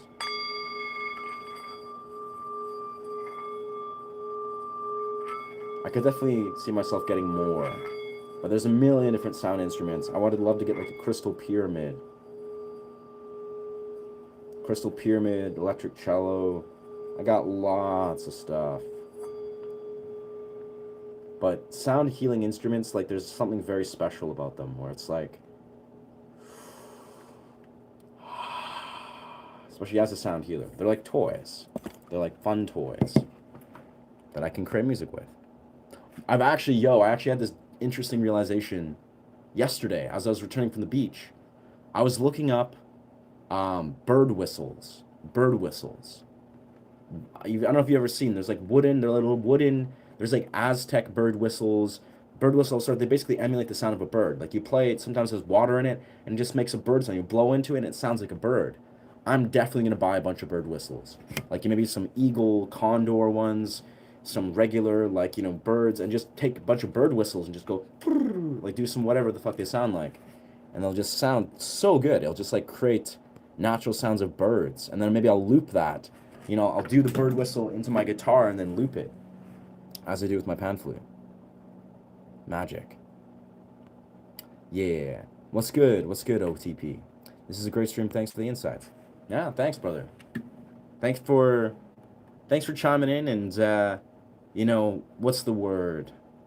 bearing with me with all the first like 20 minutes of the stream was very interesting. I swear there was like several trolls or people that just like were kind of just like stacking. Like I feel like it's funny. It's like trolls, they come in clusters. They come in like little brigades where there's like, one person will say some outlandish shit and the other one will be like, oh yeah, here's my time. It's my time, brothers. And then they say some outlandish shit. And then another one will be like, blah, blah, blah, blah. And next thing you know, you're just like, huh, we got like 5 or 6 people that are just saying some stuff that doesn't align with the channel. And again, for me, in the moment, I laugh at it. I'm like, this is magic. Like, we've filtered out all the trolls. There they are. Look at them. And then they all, get banned. And it's like, it is what it is. But, I find it's a process where it's like, I got to find myself, see the humor, but also see the sacred honor. Like, think about this. This is a YouTube channel, naturally. I've been doing this YouTube thing for about several months, about 8 months at tops when I started from zero. And, once this channel grows, as I intend to do full-time YouTube stuff, it's going to be in hundreds of thousands, millions, and eventually in years. And the idea is that the people that are going to be a part of this community are going to be a product of the multiple months, if not years, of me and you guys and the moderators setting healthy boundaries. Literally, that's it. Like, point blank. It's like the community, as we can see it in multiple months to come, it's going to be a full community. It's still going to be a community. We'll have contradicting opinions. We're different human beings, different demographics, different parts of the world. But the reality is, the massive majority of people that are going to be on this channel are going to be those that have not been, banned or filtered out, that aren't just like, AI brain rot slop audience member trolls, to call them that, I guess. It's like, they're going to be the ones that actually align with the values of this channel. And that's going to be beautiful. That's the reality of how it actually looks like to grow a YouTube channel. I've never done this before. Truthfully, I'm like a new YouTuber, but fact of the matter is, I can see how this works. You look at these like spiritual community channels, we're like, wow, these people, they're all so harmonious. They're all just saying nice things. They're talking about similar values. They're promoting spiritual, metaphysical philosophies. And it's like, that's kind of the nature, you have to go through this process of filtering trolls. Like, you have to. Johnny Depp vibes. Nice, thank you. Yeah, we out here. Johnny Depp vibes. Heath Ledger, Axl Rose, Daniel Weber vibes. Like, it's all just an amalgamation. I mean, I don't know. That's what people tell me I look like. I'm not really that familiar with those individuals. I mean, I know Heath, though. I love Heath. He's a dope human being. And, of course, everyone knows Johnny Depp. Did you find you get the most inspiration from a specific place? Interesting. From a specific place. Juicy content. I love that. 2 words says so much. Says so much. Very nice. Thank you for speaking your truth. Juicy, whatever. Yeah. I'm going to remove your comment rights. You can hang out if you want, brother. But, for the caveat to Juicy, this is a music channel. Music channel, yeah. I'm glad you have strong opinions. Hopefully you take that elsewhere and help people. So do you find you get the most inspiration from a specific place?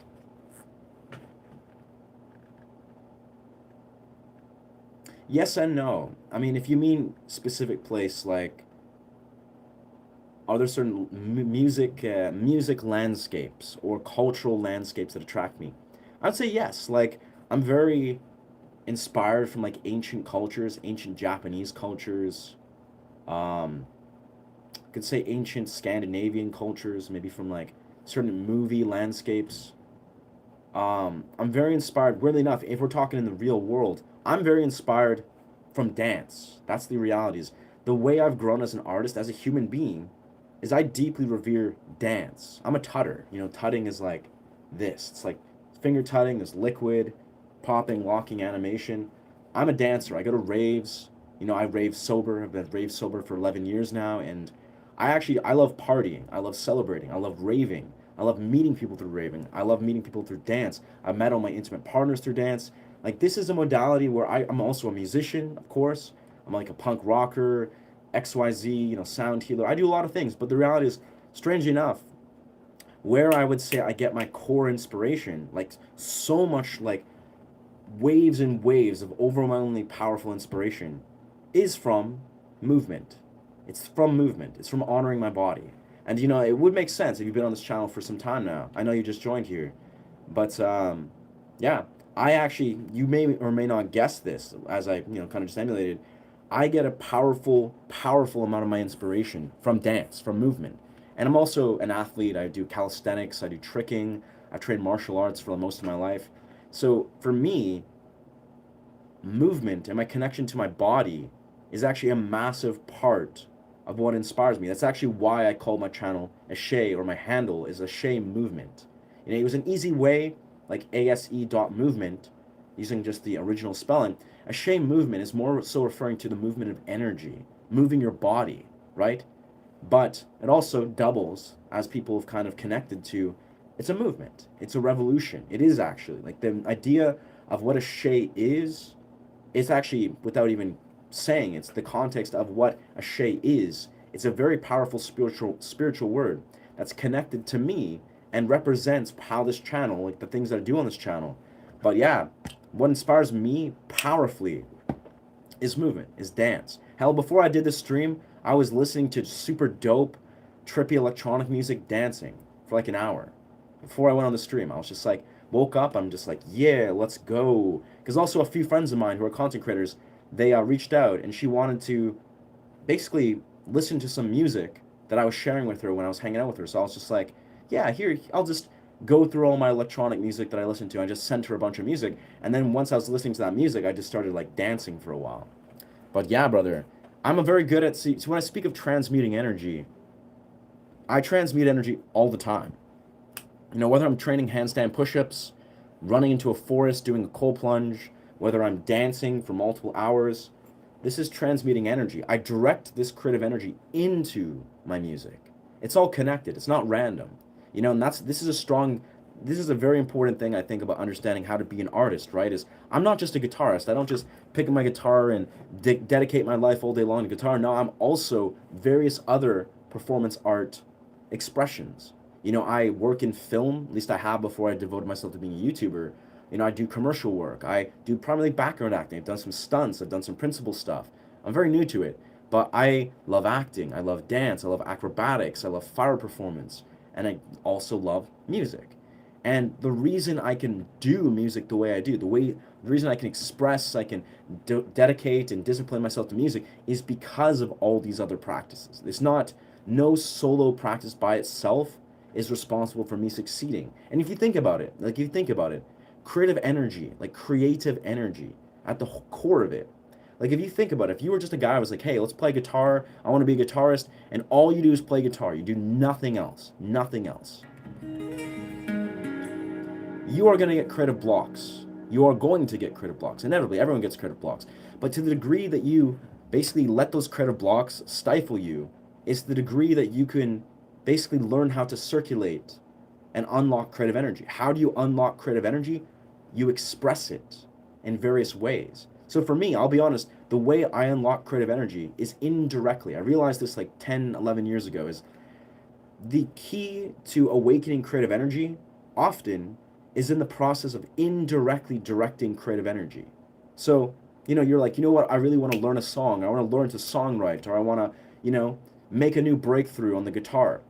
Often the way you're going to do that, at least in my experience, it's not maybe everyone's experience, is I'm going to put down the guitar. Like I'll rock out, play the guitar for hours, but I'll put down my guitar and do whatever awakens creative energy. Basically just do whatever the fuck I want to do in the moment. Sometimes it's I want to go to a show, meet beautiful human beings and dance and do handstands and, you know, play around with props and, you know, do some partner dance and contact dance. That is going to awaken my creative energy. Then I direct that into guitar. Sometimes it's the opposite. You know, sometimes I'm basically, and for me, I'm a performance artist for like, you know, 16, 17 years. So for me, I'm always pulling creative threads. Basically, you know, the reason I can play guitar, a lot of my energy of creative energy from my guitar is basically carried over from creative energy that I've already extracted from other dimensions and vice versa. You know, it's like I'm using those surges of creative energy that I got from, you know, some other creative endeavor, and I'm directing it into the guitar. And then I take this energy that I directed from the guitar, I direct that into another creative modality, and I direct into another one. They all circulate into each other. And that's the key to succeeding as a performance artist. You can't just focus one lane and be like, okay, I'm just gonna grind out being a guitarist until you burn out inevitably. It's like you gotta actually think of what is the lifeblood of all these creative expressions? How do they flow into each other? And how do they nourish each other? Anyways, if that makes sense. Catch you later. It's Alicia. Is that? I'm just going backwards into the comments. Have you ever considered making a music app, Ryan? You could train an AI model to mimic your style and play it. Yikes. Wow. I like your innovative thinking, but I am so against AI, brother. Like so profoundly against AI. I I like the idea of making a music app perhaps. I actually have various creative projects that I would prioritize over something like that. I'm actually gonna make various different creative projects. Like I actually want to voice act a story, like voice act philosophical stories and do music for that and sell them as audible, voice stories. And I have many different projects I'm working on, developing school projects for teaching guitar.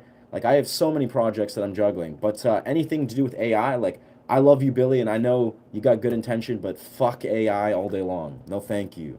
I do not advocate or promote or want to help generate the abomination that is AI. I know again it's the future, blah blah blah blah blah. But at this point, I'm not going to promote the atrocities of what AI is going to unravel into. But that's it is what it is.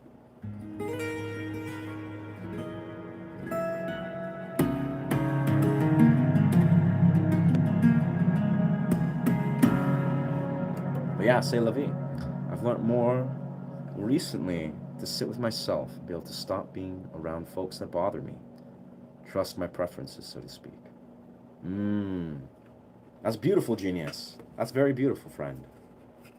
That's powerful. Again, as an identical twin, that's a thing that I've been forced to learn. Like not just like, for a lot of us, we're like we have friends or lovers or people in our life, maybe family members, where you see them every once in a while and you're like, wow, like you know what? Maybe they're interjecting or dishonoring my boundaries, and you got to enforce a boundary every once in a while. When you're identical twin, you're forced for most of your life. If you're not honoring your boundaries, you're suffering. Like if you're not honoring your boundaries for 10, 20, 30 years of your life, you are suffering. You're like negating extremely vital parts of human experience. So yeah, it's like it's good and important to be able to separate the opinions of others, especially people maybe that are opinions of people that are toxic, and you may not even realize. You're like, oh wow, this person's kind of maybe manipulative, or maybe they're narcissistic in some rights, or they're acting out these kind of broken models.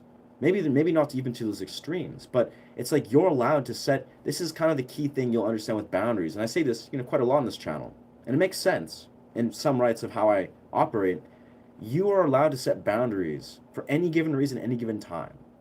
It's a sad reality that a lot of people forget that. They're just like, wait a second, like I don't really want to like just give myself the means to separate myself from this situation, even though my body and my energy and my psychology is literally warranting me to be like, you know what? Let's take a step back and sit with oneself, like revere one's sacred solitude.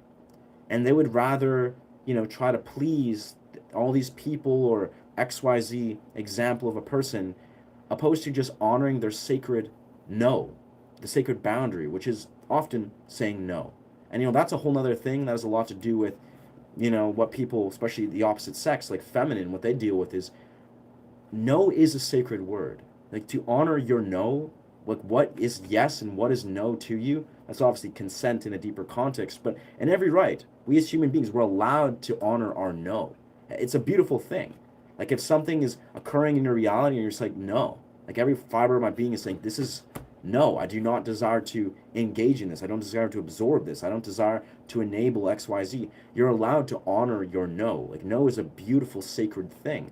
And often people, they like, for whatever reason, people pleasing complex, this, that, the other, projections, they don't realize that they're allowed to honor their boundaries. They're allowed to honor their sacred no, to exercise that. And obviously this is a deeply woven parallel, but, it's good to say no. It's good to realize you're allowed to say no. You're allowed to set boundaries like, no, I don't desire to absorb this, even in a very neutralistic way. But yeah. And then that's when you get to look at yourself. You get to sit with yourself and be like, wait a second, are these opinions and thoughts that I'm experiencing that are causing me to suffer, causing me to feel distortion or, give weight to distortion, are these even mine? Like, are these opinions and expectations and perspectives that you're finding yourself, sit there and unpackage, are these even yours? Probably not. Like, is this operating from a place of self-love that's honoring your core values, the respect, love, and trust for yourself? Or is this malaligned? Is this negative projections or even manipulations that have been projected onto you by, XYZ person in your life? Like, these are core things you need to separate when you step outside of other people's opinions and expectations and perspectives. And sadly, this happens a lot, I feel, in a familial context where people are like realizing that, wait a second, when you set a healthy boundary to, people in your life, be if it's a spouse, family member, strangers, coworkers, whatever, and you step back, I'm going to unpackage, where is this, pressure or this opinion or whatever, this perspective, where is it coming from? Is it actually mine? Is it truly is it just an opinion that's been adopted, or almost like, it's an opinion of another that's just been thrusted onto you? It's their energy, their perspective, their projection that you're sitting there and trying to now unpackage. Again, as an identical twin, I've had to do this for my entire life, literally my entire life, and I still will do it. I'm much more, I'd say, successful in every right to separate myself from my twin, to not take things personal in every single right. Like, that's the fundamental thing you learn as an identical twin. Nothing in this world is personal. Like, it's deeply woven. It's not even about me telling you, but, oh yes, I know nothing's personal. When you see why things are not personal, and when you're in a twin and you have a twin that's projecting all these crazy things onto you in the heat of the moment, you're just like, wow. Like, how is this? This is surely nothing to do with me. But then here it is. And again, it allows us to practice that sacred ability to set healthy boundaries. It gives us that ability to honor our own presence, our own perspectives, and unpackage what is not ours. And then after this comes peace. After this comes clarity. Why, thank you, Samantha. Thank you for being here. Yeah, the dove noises. Nice. Dove noises. That'd be an owl. I would love to get a bird whistle that's an owl. Like a dove would be a good one. A bird whistle that's an owl. Maybe there's so many incredible bird noises that I think I could just buy tons of bird whistles. And I'll be like playing and I'd be like like some trippy bird noise, and then I would just continue. I think trolls are mostly bots and they don't use grammar or sentences. Yeah? Yeah. I don't know. I'll be honest, bro.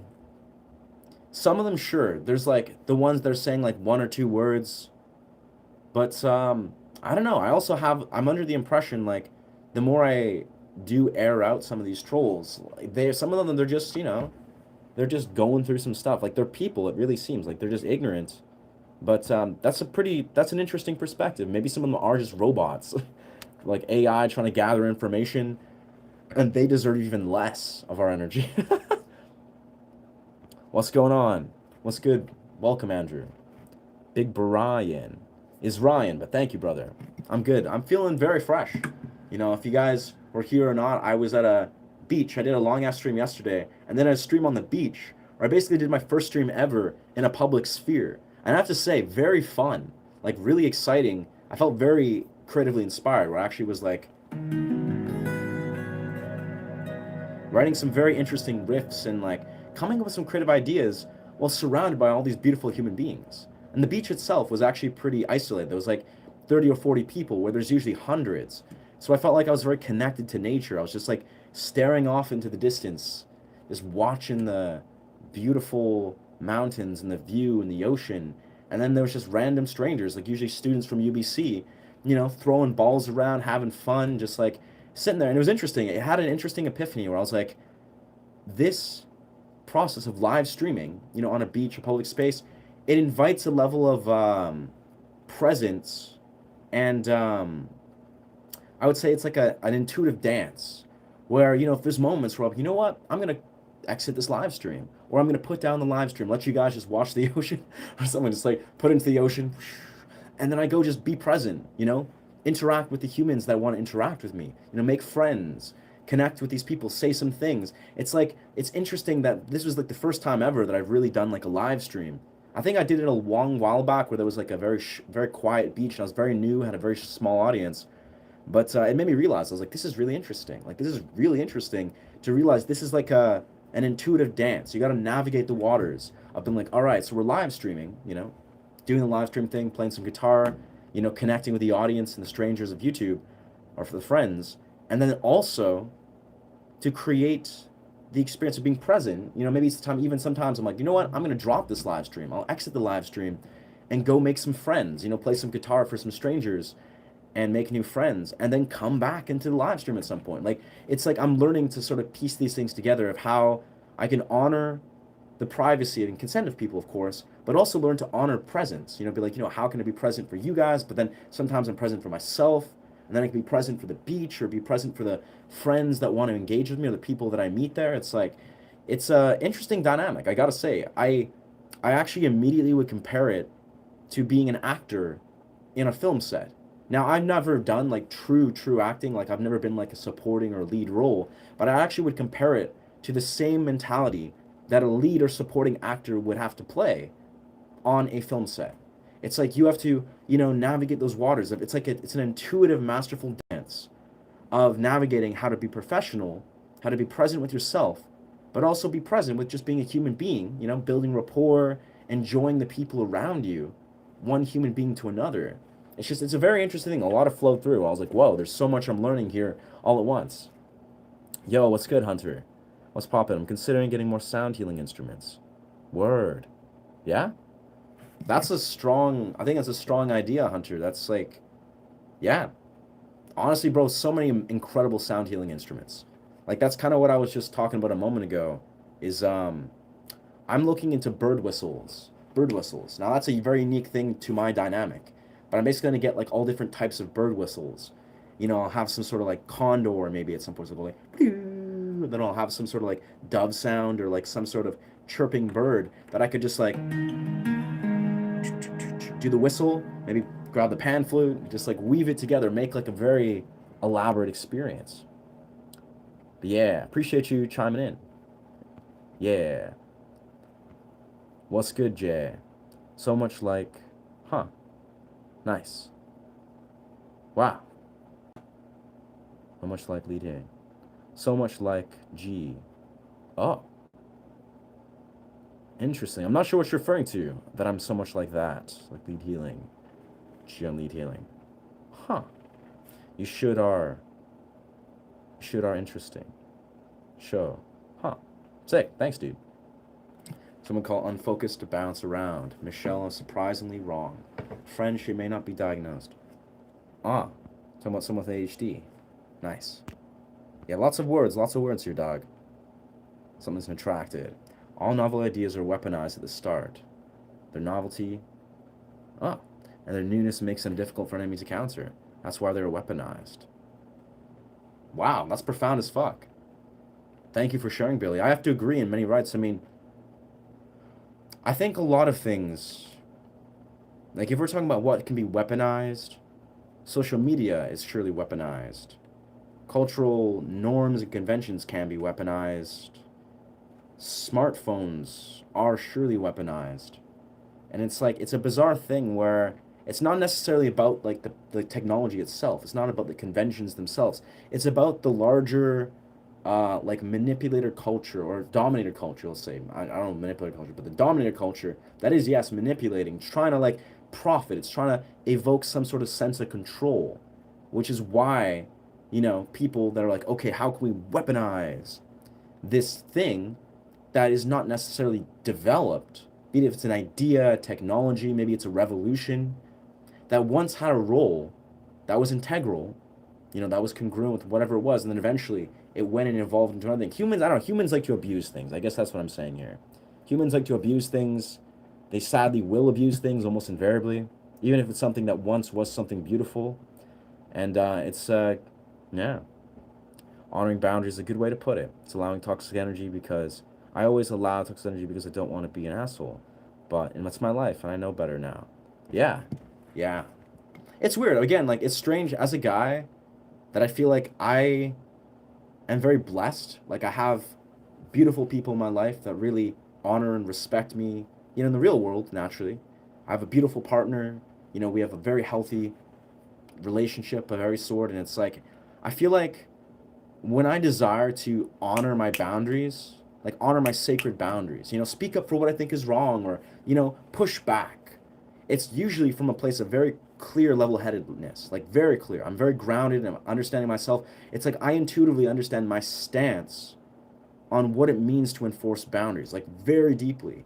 So when I'm seeing people, that are dishonoring people's boundaries, and honestly, let's be real here, I see this all the time. It's sad. I see it everywhere. It really, it's frustrating sometimes. Be like, wow, why is like this random stranger, this man, usually men, that are dishonoring people's boundaries, and not even like involving, like, this is a YouTube live stream. People will, misunderstand the nuances of the boundaries that are set. That's why I like to enforce them. That's why I like to articulate them. Be like, hey friend, this is my YouTube live stream. This is the core values of this channel. This is a music channel, XYZ, and I like to make it very clear what my boundaries are. And to me, again, what I'm simply saying is it's clear as day what it looks like for me to see people that don't understand what it means to enforce and honor boundaries. And that's why, for me, it's no skin off my nose, so to speak. I guess that's the I don't know why Jose, or to just like teach people, like, here, I'm going to enforce my boundary. I'm going to speak my truth, articulate why it's important to honor boundaries. To me, basically, it's almost it's not surprising that people in 2026 don't know how to honor each other's boundaries. Like, it's not surprising. I'm going to default in many rights to assuming that until a person actually shows, some sort of self-awareness and their ability to navigate boundaries, I'm readily going to assume most people don't know how to. And, I honestly want to be proven wrong all day long in the real world, in every context. I would love to see people that practice self-awareness, that are honoring each other's boundaries, that are just aware that we can honor each other's boundaries and coexist, right? But it's almost not surprising anymore to see human beings that have dishonored each other's boundaries. They dishonored their own boundaries, like in the deepest sense, and it sucks. It's a thing I see everywhere. I walk through the world, and I can, like, immediately in a fraction of a second pick up if someone doesn't know how to navigate boundaries. And for me, I take it casual. I'm like, okay, well, here's an instance. Here's a person. Here's a person that needs to. Maybe it's just a firm word, or a firm, respectful. I don't know, some sort of interactive cue to let someone know that, hey, like, here's some accountability. Hey, like, maybe you should think twice before, I don't know, just not exercising and carrying yourself in a way that's honoring people's boundaries. I don't know. I could talk about it all day long, but I'm gonna grab some water actually and take a piss. Thank you, brother. Sorry you're not close at all with your twin, the sounds of. I'm actually very close to my twin. Yeah, I'm very close, but being a twin, like, the simple caveat, not easy. Very intense.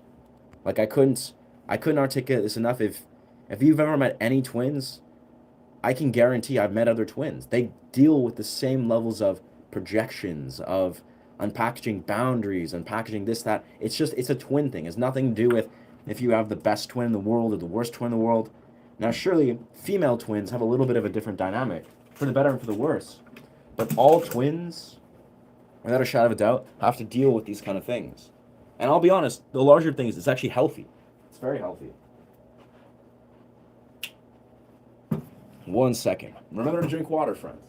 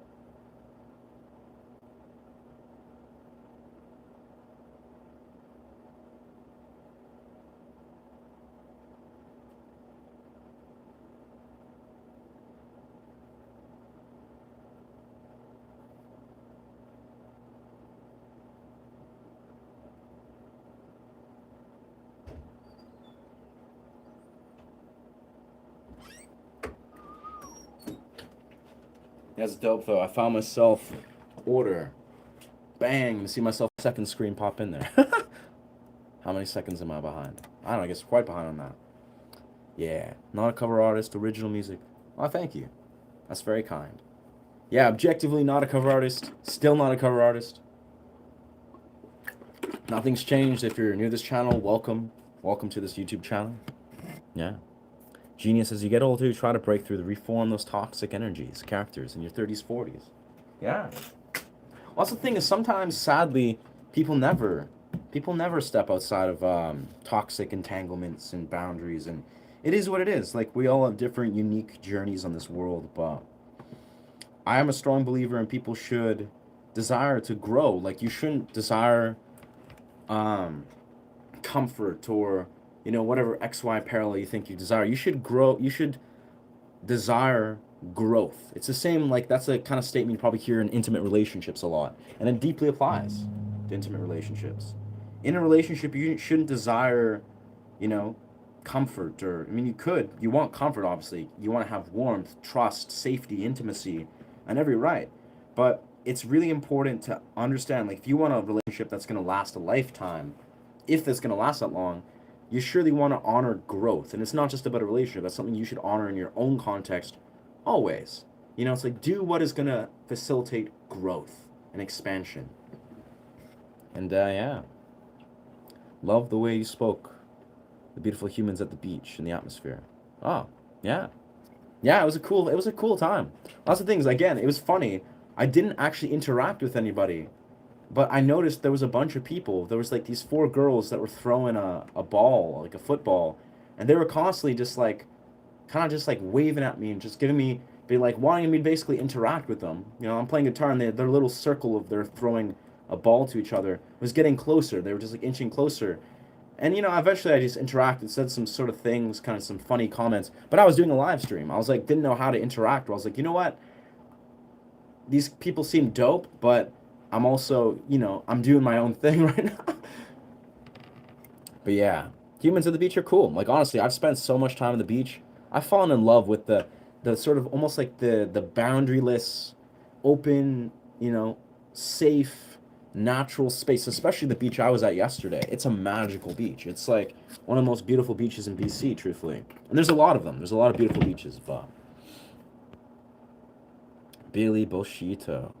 Bullishito. Interesting. Yeah. Some apologies that 1 out of 10 makes it worth it. Yeah. And if your artwork, yeah, if you're in your 30s and 40s, arc, call them out on the Bushido. Yeah. Honestly, like, as full-grown adults, like to Billy, it's like, yeah, as full-grown adults, it's a beautiful honor to be able to hold people accountable. Like, sometimes if it just literally is just simple as like someone does something that's like genuinely like requires accountability. And then this doesn't mean like take on the weight of the world and, take it on your as a role to hold everyone accountable, but sometimes realize those moments when they arise. You're like, oh wow, this is a person, usually a man, can be a woman, of course, but like speaking from man's perspective to men, when you see a person that needs accountability, no, there's no more sacred of a role, like of a healthy, like, masculine to another man, like man to man. You're just like, hey, like, what are you doing, brother? Or like, why do you think you can get away with this? Or like being respectful, but realizing that there's a lot of people in this world that genuinely need this. Like, it's not even like they need this accountability. It's doing them a favor. And you gotta obviously be intuitive to recognize that. But it's like when there's men that have gone throughout their life that have never been held accountable. They've failed to be held accountable from their father, namely, ideally, or their male mentor or male father figure. They need accountability. Like, they need it for their own growth and betterment. And you can see it when there's men that are being like so unhinged, dishonoring people's boundaries, XYZ, blah, blah, blah. These are men that need, another man to hold them accountable. Humans, of course, as a whole, but man to man, it's like, it's effective where you can just be like, hey, brother, what are you doing? Like, what do you think you're doing? Like, why are you you're functioning or operating this way? Like, why do you think this is okay to do this, that, the other thing? And it doesn't have to be even like very, emotionally invested. It's just like, yeah, accountability is beautiful. And obviously, it's like we can't only show up as where we are at, and we don't want to like spread ourselves thin, but nice. Wow. Homie speaking about America. That's so weird. I don't. There is no American flags anywhere here. Yeah. Yeah. True story. I'm gonna toss, homie with some interesting Russian kind of name. I'm gonna toss him 30 minutes. You got 30 minutes, brother. Thank you. Thank you for sharing.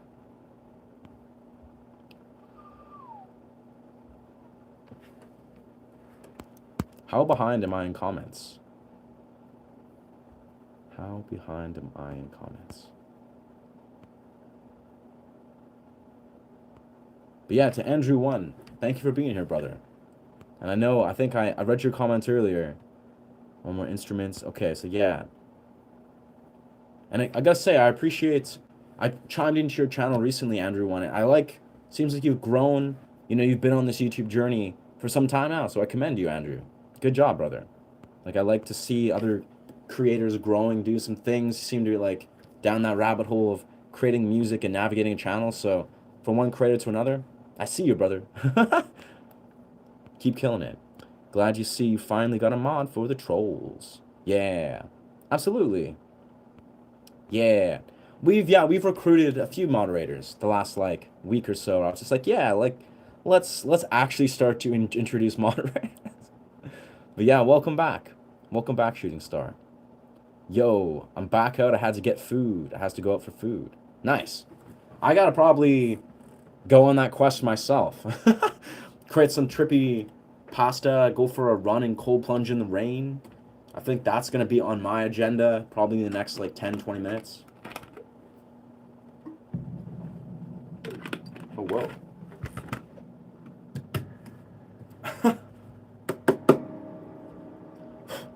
I dropped some water on my guitar. It just did this loud thud. I'm just like, doo.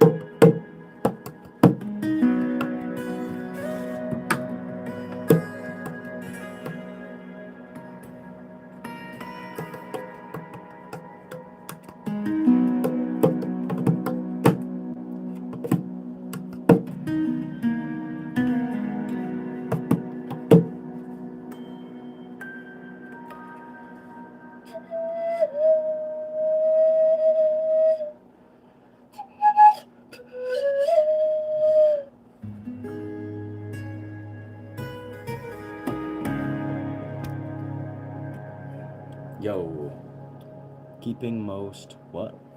What? Why keeping most what? I don't even know what that genderizing. So confused. I think Moon the caveman is a troll. I think Moon the caveman in a troll wants to be around people so they can come gather with us, relax social mentors. Ah, The caveman in a troll wants to. Okay. Ah. Relax social mentors. Take some social cues. So they use movies as inspiration. Huh. Wow, that's a deep thought, brother.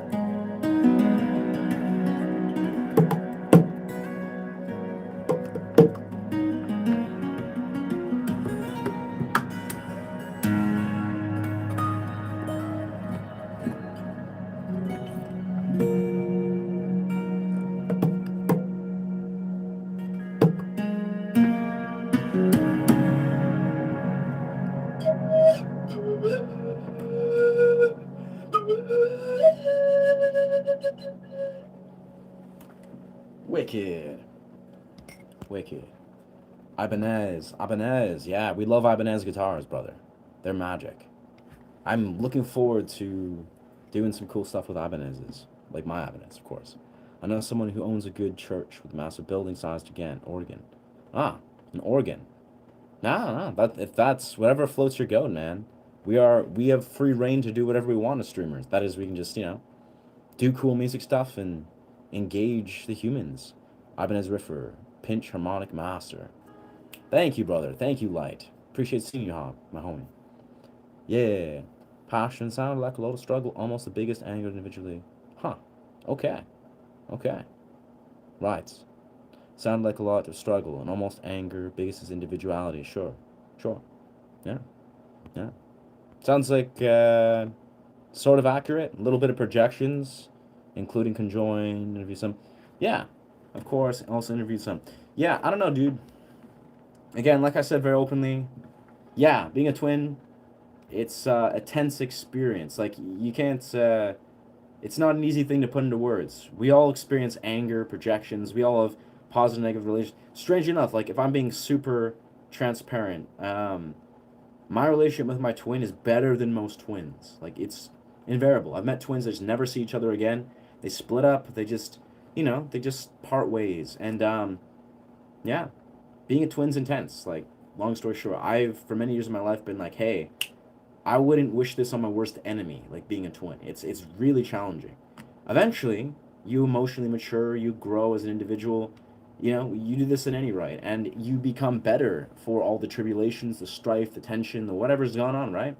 But yeah, it's almost like in the simplest right. If I were to try to encapsulate the notion of how I like to express being a twin is, you come across unique problems that no one else can understand except for twins. Like that's it.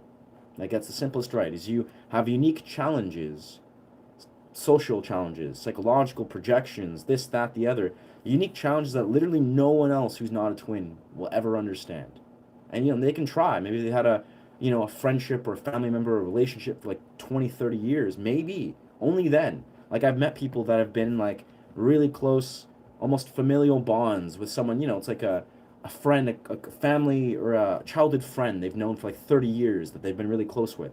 And they actually form similar, like almost like polarity type, yin and yang type relations as a twin. But again, twins, they just have unique situations, unique challenges that only twins will understand. They form you if you're emotionally mature and you integrate it, you're surely a better person for it. Like, better as in you're more emotionally developed and mature for experiencing these trials. But again, they're unique challenges, and they're challenges nonetheless. Yeah. Anyway, you don't even like two covers. I cover, I just don't perform them. Yeah. Most relationships are extended lust. Interesting. Most relationships are extended lust. You're not wrong, but yeah, you're not wrong. I don't know.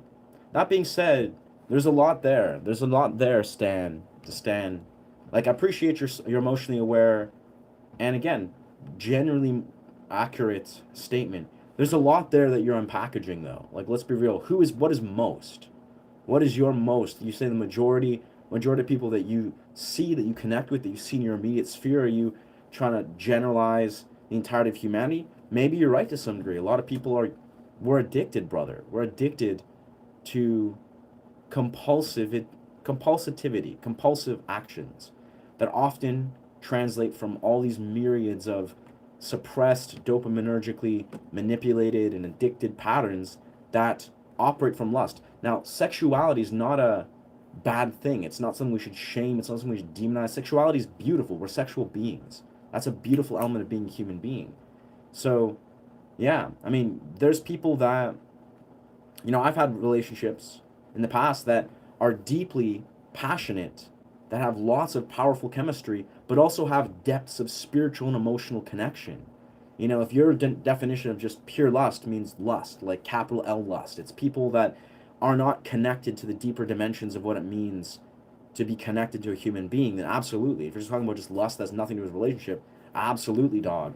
But, you got to contextualize a little bit of that. I would say to yourself. You don't need to contextualize it here, but most relationships is, depends on who you're surrounded by. Depends on your definition, your awareness of how much you've integrated the wounds that translate into lust, you're going to say.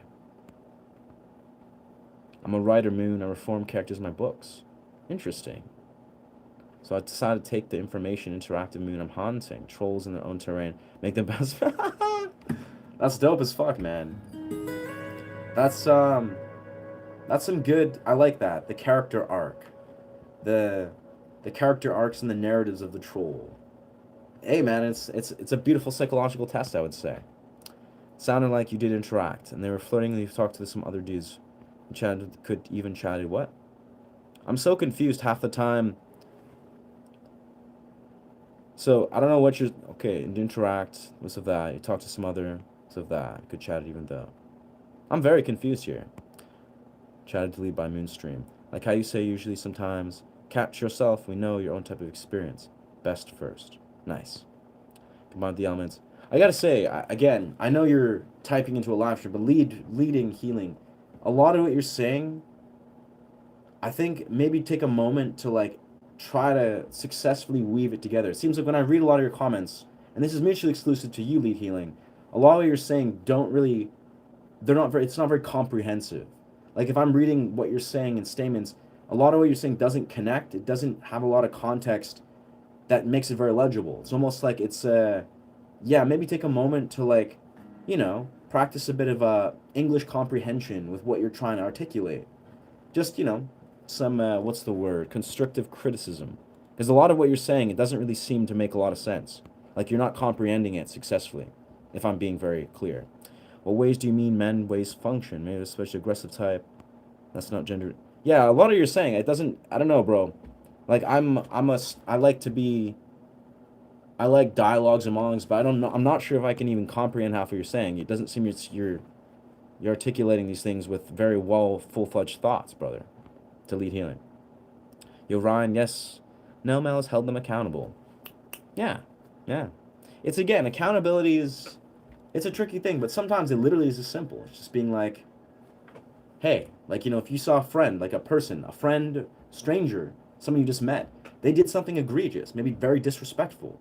Maybe it was just to another fellow human being, like their friend, or maybe it was to a woman. Often, you see this.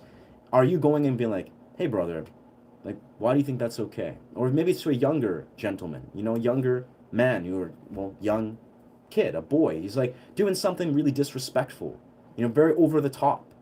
And, he hasn't, his father, for whatever reason, hasn't taught him to be accountable, or, just basic human decency. Are you going to let this, you can, I mean, they're not your kid, but it's like if the instance really invited you to practice a little bit of, you know, a little exercising a bit of accountability, but you know what? Maybe you should just say something to plant this seed of what it looks like to have a healthy level of whatever it is, like integrity, moral awareness of, whatever's going on there. It really just requires a little bit of giving yourself permission to be, you know what? I think this is a good instance to say something, or let this person feel like, you're like, hey, friend, like, I think what you do is pretty disrespectful. Why do you think that's okay to operate in this way? Like, why are you doing this? Like, just very simple words. And I think, our world would be a better place if you had men that do that regularly. They're just trying to create a healthy, safe container where people are trying to, yeah. Trippy pasta. What is going on here? I don't know if that's necessary, but Stenderko, okay. Wow, a lot going on here. A lot going on here, lead healing. I mean, again, um, yeah, I say this with, with respect or sincerity. Is like, I feel like when I'm reading a lot of your comments, lead healing, maybe it's your limitations, probably, of when you're typing on a phone, but a lot of your saying doesn't seem to have a very cohesive level of comprehension. It's like, maybe it's the way you're typing it, or maybe you're just like, I don't know. It doesn't seem very comprehensive. I don't even know how to respond half the time. Maybe it's a bit of a language barrier. I don't know. But interesting. Now we have to talk about something together. I love what you bring out. Maybe some lo-fi stuff. Word. Interesting. Some lo-fi. That'd be interesting, dog. Get to Andrew. Lo-fi. I love lo-fi. I've actually approached that genre for a bit. Like, I do a lot of like silky chords. Like, I love like lo-fi-esque chords, like jazz chords.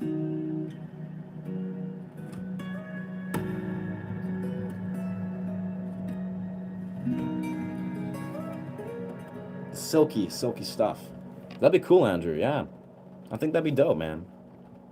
I can drop my contact, something like Instagram. We can just like figure out, yeah. Awesome, bro. Hope you find what you're looking for. One of my 5 favorite food meals. Definitely Thai food has been really resonating with me. Like, I love Thai basil, Thai food, um, everything and anything to do with potatoes. I'd say vegan sushi, especially with like avocado, yams, anything to do with sweet potatoes. So, anyway, so like Thai food, sushi, sweet potatoes, potatoes as a whole. Man, yeah, probably lots of just Thai food stuff for some reason. That really has been resonating. And kind of just a mixture, big ass soups. I also make lots of soups. Floats of God. Huh. Yes. Because of that. Yeah, floated your goats. You guys know what I mean. You guys know what I mean. Floating your goat. I don't know. I said that a while back. But whatever floats your goat. It's like, instead of floating your boat, but you're floating your goat. It's like a comedic take. I don't know. I think it's better than floating your boat. It's just, I've always been saying that. It's like you're just saying a meme version of floating your boat. There's also a right. Right. Yeah. You sure they're emotionally? You sure are. Why did you perform? Choice covers. Nice. Yeah.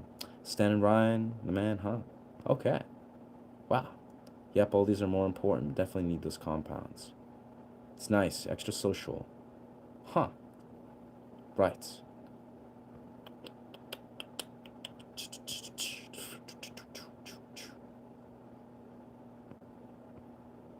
Huh.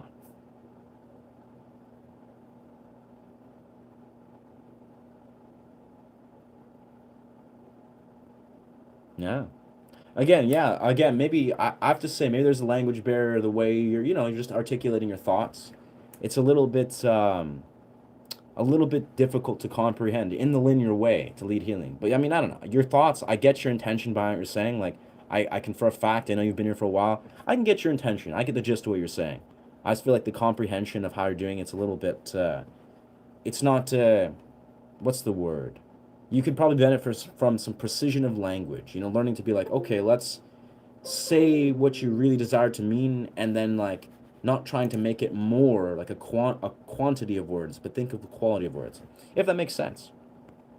But yeah, dude, I don't know about doing an interview like I in the future perhaps, but I think doing things collaborative dimensions with my twins a very sacred thing. I don't think I would bring it to a public sphere anytime soon. Like that's just not how it is.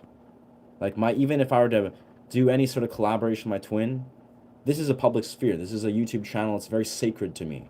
I don't think anytime soon I would like haphazardly, just introduce that because I he's also not a creator. He's on his own quest.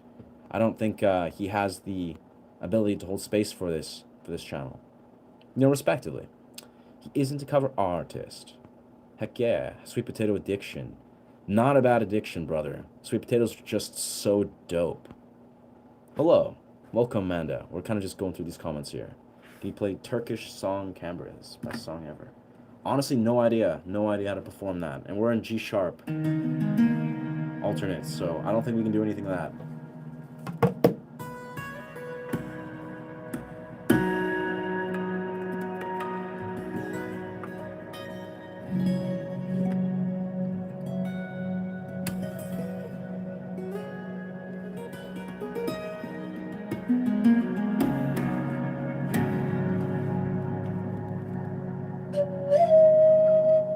Whoa.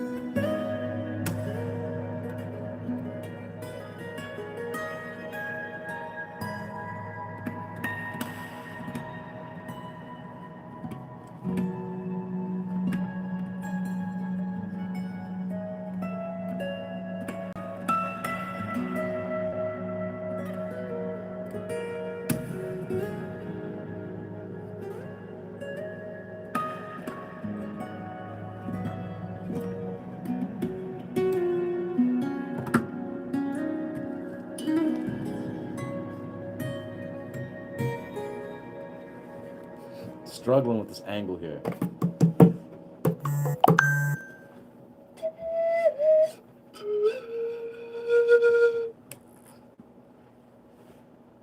Repeating new pawn playing Turkish to that.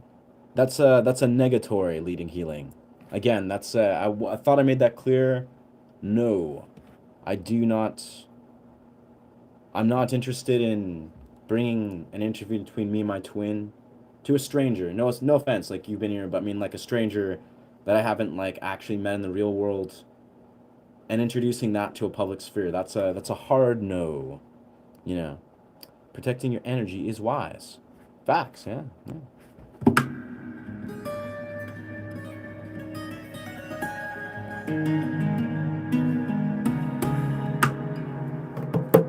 Yeah.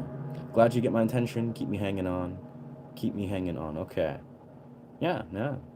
Well, general interview. You said yes to before would be great. Yeah. Yeah. Again, that's I thought I made it clear in the context, but that's a no. Saying an extra. Okay. Billy, why do you think trolls are called trolls, not goblins or some misfits? Goblins.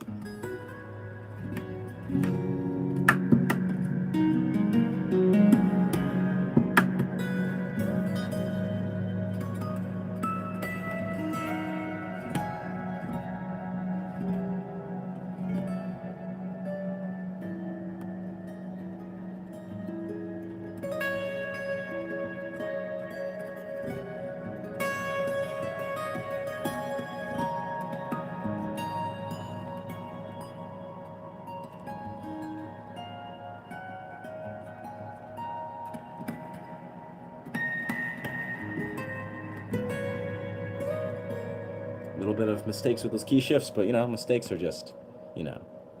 Mm-hmm. I thought you thought I meant on your channels.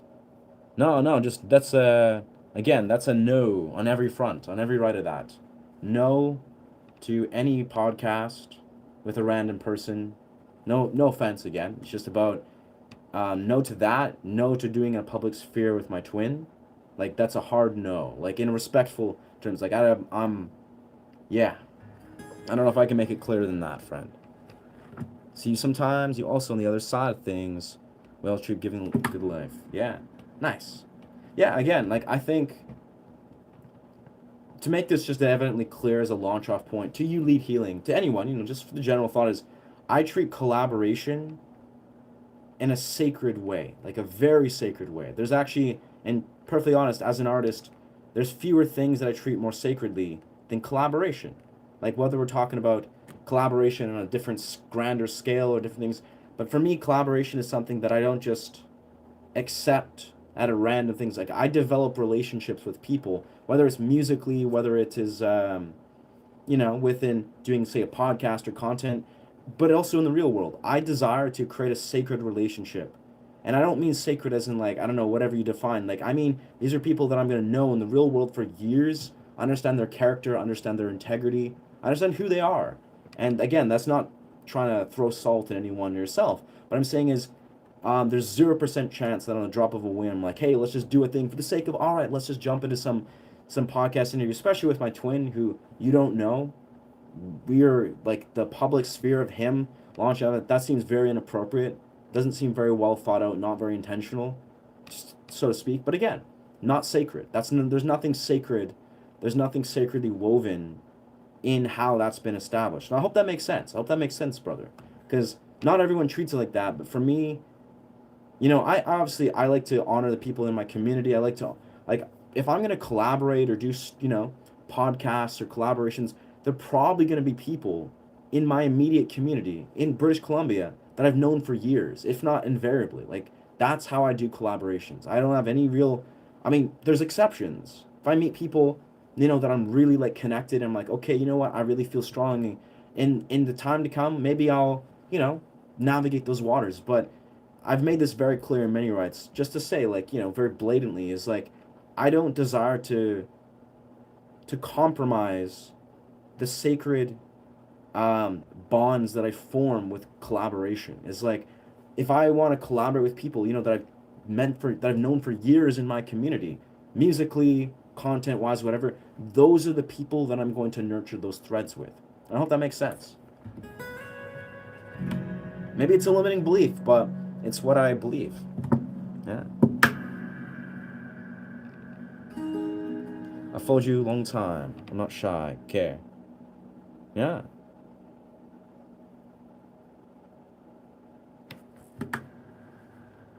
Right. Amazing, dude. But I think in the future, I mean, when you were asking about that, I was like entertaining the idea. But again, it's like the more I understand it, there are people in my real immediate social circle, in my community that I've known for years, that I'm going to prioritize creating collaborations with, like invariably. And it's not about even about yourself or people on the YouTube channel. Like that's not. It's not a personal thing. I know that there's a sacred process of how I develop, creatively, be it my channel, be it collaborations. And in the simplest way, I do not desire to compromise that. If I've known someone for years, I get to, again, understand their character, their integrity, their vision, their mission. We know each other. That's like how I like to collaborate. You know? It's like building a healthy business relationship. And I have those people in my actual real life, I have friends, passionate artists, creators, people that I've met in all wakes that I've known for years that I'm still developing these relationships with professionally. And those are surely people that I'm going to nurture and, put my emphasis on collaborations with, not people that I've never truly met. Not, again, there's nothing wrong with that, but it's like, and I'm sure I'll navigate those waters when that comes, but it just almost seems absurd to even like desire to like bridge those worlds, right? Yeah. Yeah.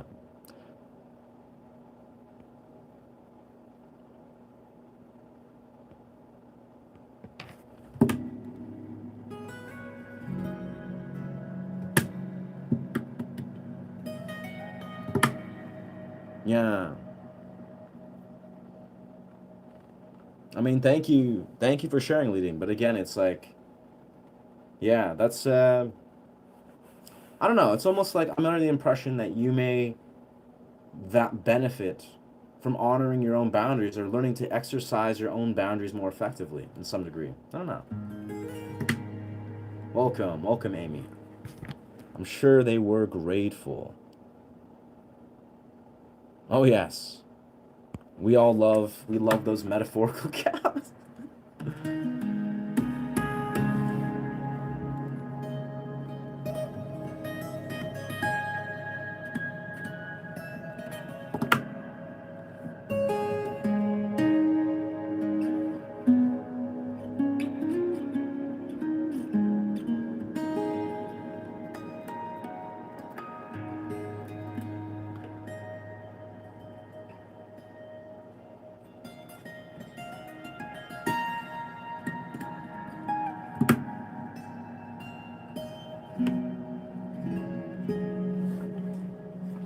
All right, I'm gonna see if I can get this percussive elements in motion.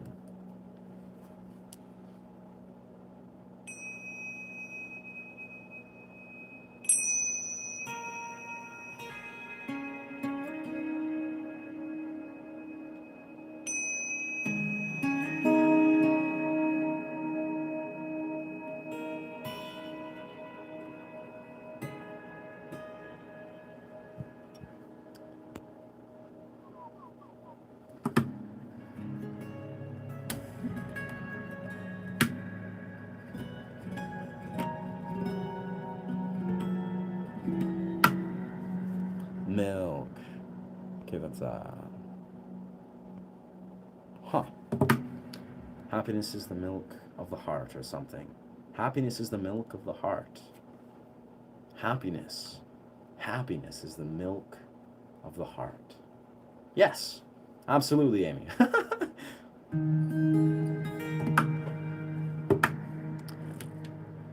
Hmm.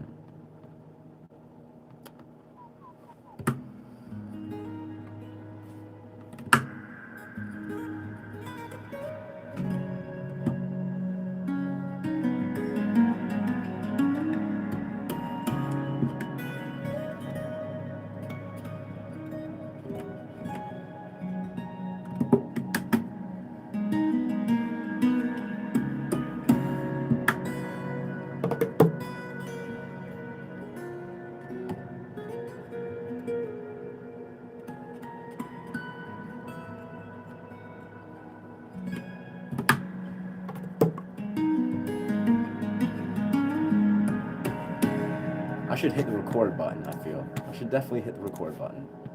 It's like, why the... should always hit the record button, friends. Remember, hit the record button when you're playing random stuff.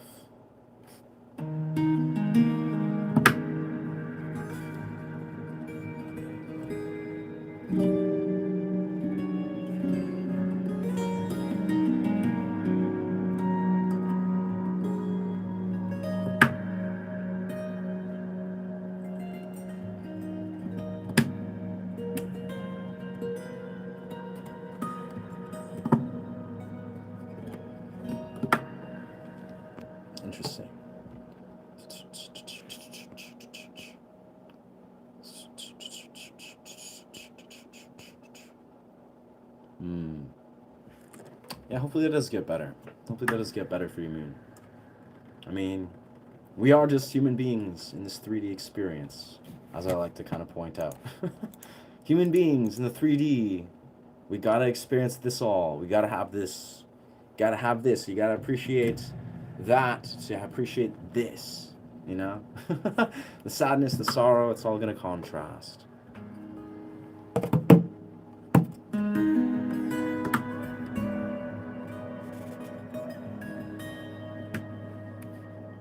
Let's see how we can attach this.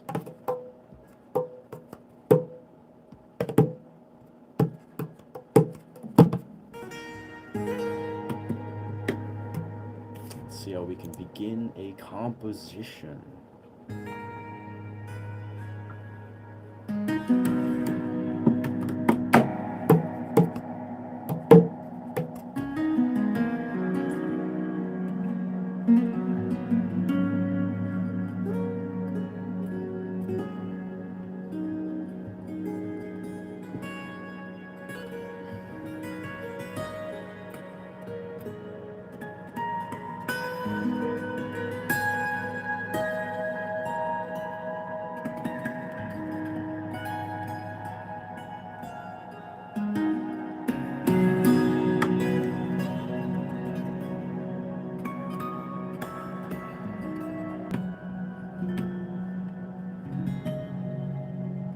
Okay. That was pretty all over the place, but that was kind of nice. A little couple mistakes there, that is, but very nice. Okay. So how long was on the reserve? The sharing experiences.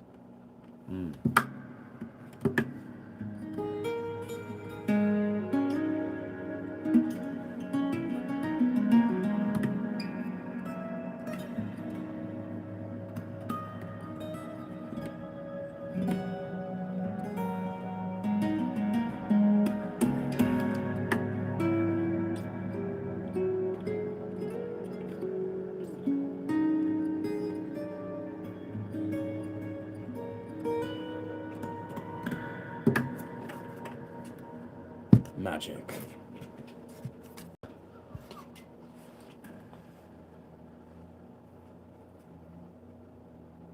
The golden treble clef light. Do some contact juggle for the algorithm. Let's go, algorithm.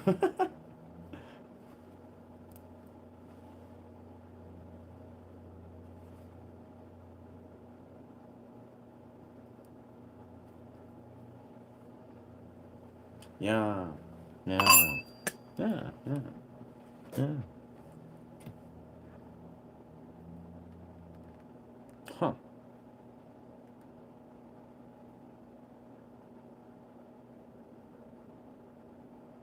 Right. Still a little bit, what's the word? Confused with a bit of your comprehension, or your ability, the way your English comprehension is sort of reading. But yeah, I think this is a beautiful moment to sort of just be present with. The simple truth is we are what our thoughts and our choices are aligned to. If there's anything, like, I love to talk about how we understand the quantum, the relationship that we form with basically the ability that we are living in a sea of infinite possibilities. We are a product of our choices. Like, it's a thing I love to return to and just think about, because is like, really, like, we as people, we live with infinite possibilities. Like, there's a possibility of, me picking up this cup and putting down this cup. There's a possibility I'm going to drink this water bottle, right? There's a possibility when I didn't do any of those things, right? We are a product of our choices. We have infinite variables and possibilities of what we are in front of us. So yeah, if we're finding ourselves stuck in a narrative or in an array of choices that make us feel a certain way, like maybe we feel lost, maybe we feel stuck, maybe we feel trapped, maybe we feel like, we want to make the fullest potential of where we're at, we can make different choices. We can become the product of different choices. And I speak very openly in this channel about how our nervous system reality is such a powerful piece of this. That's an insightful thought. Amy. Code. Speaking in riddles. I don't know. I'm always open to deciphering riddles. Sometimes we are where we think we are. We have to find ourselves. We thought or know ourselves. Huh. Yeah, but I mean, again, I think invariably this is maybe something that the chat may desire to resonate with. I think universally we can all sit with that reminders. We are the product of our choice. Whether we look at our lives or like, man, like, why is life being XYZ this way? Well, it's probably because you need to make different choices. Probably. Like, you gotta wake up and be like, you know what? I'm responsible for the state that I'm in, and I have free reign to make different choices. And again, I like to introduce this awareness of the philosophical bend of how we as humans have these infinite arrays of choices in front of us. Sometimes it's difficult to really be present with that. But when you look at the nature of how everything is just confirming and reflecting back to us our beliefs, our choices, our thoughts, don't like the way your life is and how you're feeling, make different choices, reinforce different thoughts. Like, I say this with, just an utmost reverence for the process of how we make up our thoughts. Not to say, obviously, life is intense. We live in a 3D reality. We do live in an intense world, but it's like, it's really important to sit with, like, I think, when we become a victim thinking, man, the world is like, is XYZ, or like we see the negative, we fixate on the negative, we don't realize we are just being reflected back to us what we think, what we believe, and what we are in this moment. And it's giving you what you are. It's not like you are a victim of circumstance. You can choose different choices and greatly enhance your reality. And yeah. I didn't even get to see you with the homie who got banned. Right. Huh. Whoa. Huh. Huh. Huh. What different choices? Right. Right. Huh. Huh. Sorry, I'm just laughing at myself. Yeah. Yeah. Yeah. Gotta be used to the intense. Yeah. It's funny. Take this with a grain of salt, but I'm seeing this theme with a lot of what you're saying leading. And I felt this, many times when you hold space. I feel like you're saying one thing, but when you're not saying, and what you're not, again, like sort of what I'm saying is comprehension is key. Maybe what you're not articulating successfully is saying another thing. Like what I'm just deciphering. It's like if we were having a conversation in the real world, which would be beautiful. I'm sure it'd be very much more convenient and practical. But I can see the context of what you're saying. It's almost like you're saying one thing leading that you believe, like you believe one thing, but what you actually are doing is another. You see what I'm saying? Is like there's a little bit of a contradiction I feel in the way you're carrying yourself, where maybe to some degree you really believe in the highest I'd say depths of your choices, your actions. You're like, you know what I'm doing is this, that, the other. But on the other hand, how you're holding space for yourself, how your actions and how your emotional context is unraveling is the product of something that is contradicting what you're actually doing and saying. So what I'm simply saying is maybe, like, yes, really realize how much power you have to shift your reality, to practice self-awareness, root yourself back in being more intentional with the words you're doing, with the choices you're making. This is just a universal statement. You could apply this. You could read a self-help book, and it'll probably tell you the same thing. But from what I'm interpreting, there's a little bit of a. I like to say. Again, I've sort of said it as like it's a bit of a comprehensive issue, but it's almost like there's an incoherence, a malalignment, if you will, and the sort of the things that you're saying and the way you're carrying it out, which is okay. Like, it's okay, dog. But it's like, I would say it seems that maybe you'd benefit from taking a step back and trying to align yourself with your intentions. And maybe part of this is just giving yourself some love, like giving yourself some loving, nourishing activities. Because again, this is where my whole brain was like centering around is when I'm talking about making good choices, we're not talking about just thinking good thoughts or reading good books or being like, you know what, I'm doing well, I am this. It's about actually taking action in your life, like looking at your life and being, you know what, if there's things, there's choices I can make that are actually going to translate into bettering my mental health. You know, eating better foods, maybe going to the gym and lifting weights, or I don't know, doing some sort of healthy nervous system regulation. This is what I mean by making better choices. Choices aren't a thing that we just kind of think that, you know, okay, so I'm going to believe I'm a better this, or believe my life will get better because I want it to be so. It's like you got to let these things from the foundation up with, again, intelligent choices set the tone for how you experience things. So again, if you're feeling like you're struggling, you're feeling a bit disconnected, this is a request from your experience invariably to make better choices. I don't know what that looks like for you, but it's like, again, this is like a universal thing I'll throw out to anybody. This is basically me exercising the trainer coach mentality that I do to myself, that I would do to anyone if I were to say, you know, practicing that actively and training clients. It's like you gotta you got to learn to take responsibility for where you're at in your life and make better choices, because you can make better choices. Better choices may be just eating more nourishing foods, maybe sitting with healthy meditative practice. Like, you're not a victim of your reality. And if you're living in a reality of your mental health, like obviously we're all humans. We'll undergo stress, we'll undergo this and that, but yeah, just take responsibility for where you're at.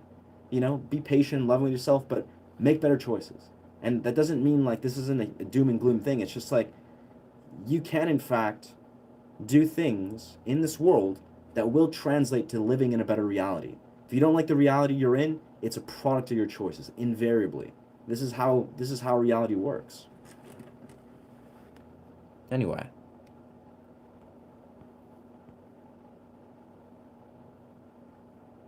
I'm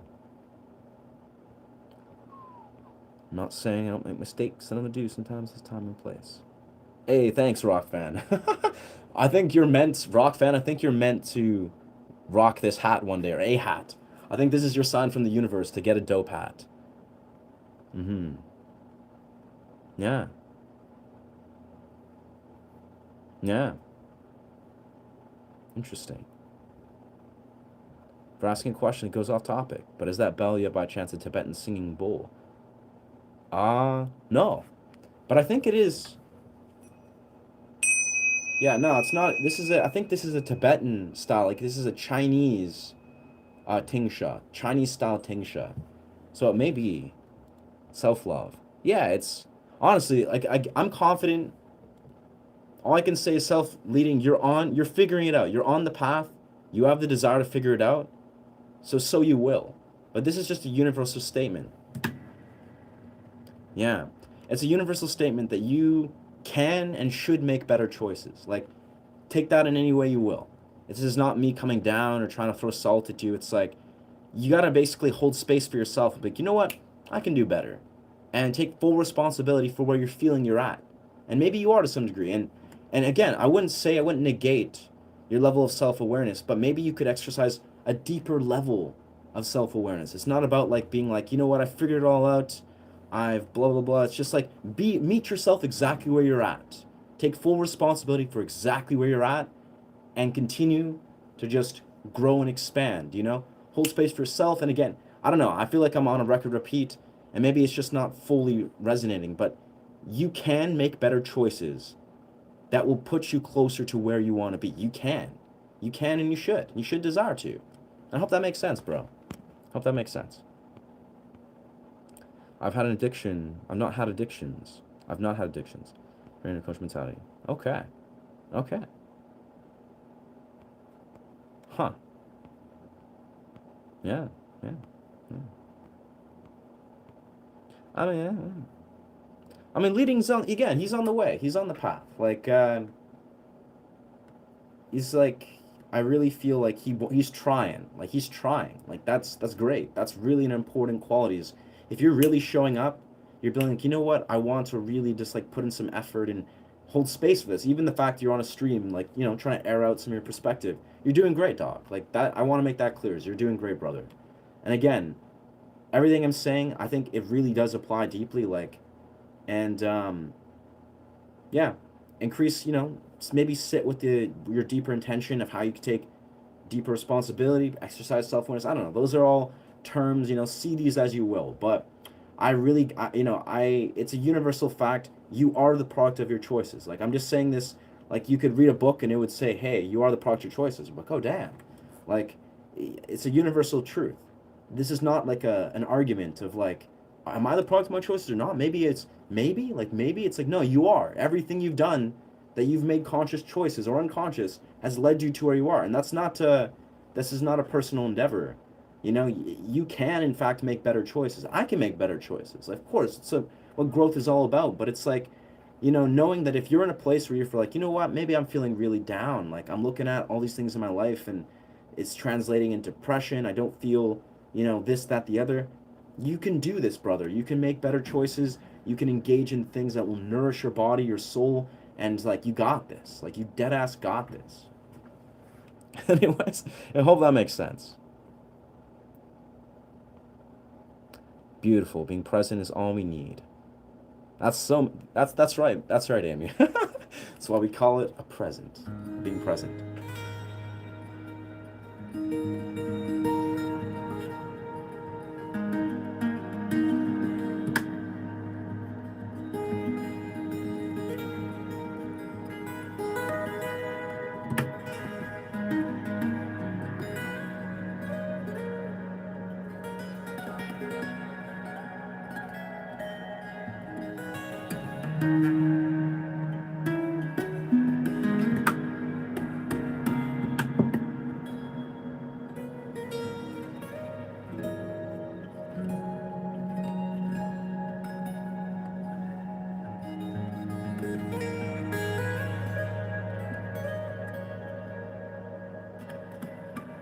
Oh.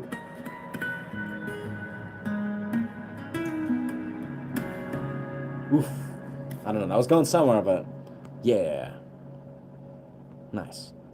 Thanks for having the confidence in me on the path. And to you. Sometimes a life of solitude is more the answer, but hard. Definitely have to take full responsibility for anything. Isn't right. Yeah. Yeah. Yeah. Honestly, brother, yeah, you're worthy of your love for yourself. Like, you are worthy of like honoring that self-love, and it's like invariable. Another part is like, we're all on that path to returning to that path of self-love, like really deeply letting ourselves just nourish ourselves with that self-love. And yeah, it's like, yeah, if you're going through something, again, we are humans, we're going to experience stress, we're going to experience conflict and tension and complex 3D emotions, but often if we're experiencing excess of dysregulation, it is an invitation to align ourselves with, again, choices that are honoring yourself, that are nourishing yourself, that are operating out of self-love. And self-love is like, that is truly the answer. Whether that's like in the deepest level of like being like, you know what, I love myself, I deserve the best, and I will, offer that. I will engage in that. And again, we're all humans, man. We're all in that process. We're all gonna fall short. We're all gonna, at least I imagine we're all, I don't know, I can't say the 100%, but we're all gonna get to some point where we're gonna have to work on that, and be like, yeah, we're worthy of love. But it's such a beautiful truth, as we are, like, absolutely. That's brought tears in your eyes, said, because if her understood. Wow.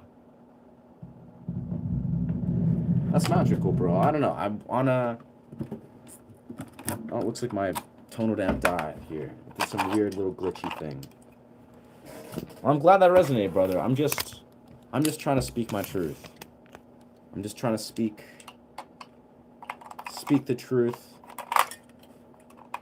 as it flows through, and I'm glad it resonated, because like it's good, bro. Like, again, it's I speak of being your own coach or being your own trainer or being or whatever, but it's also just like, really being there for yourself, like realizing you yourself deserve patience and love in this process of becoming the best version of yourself as much as anyone else. And it's a really hard pill to swallow for some people, where they're just like, damn, like, I really do deserve this love that I, maybe try to externalize.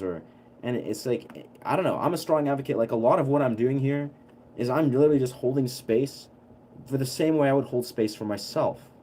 It's like coaching myself, like a coach, trainer, blah, blah, blah, where it's good to have radical honesty of a level of like genuine level of like penetrating honesty for yourself, but is also always coming from a place of like genuine love and self-awareness, where you're just like, yeah, like XYZ, this is probably what I need to do in my life. Like, it's weird. Being a trainer, so to speak, your own coach or trainer, it literally just comes down to, again, almost like what I've been articulating many times, is knowing that you can, in fact, do better. Like, you can.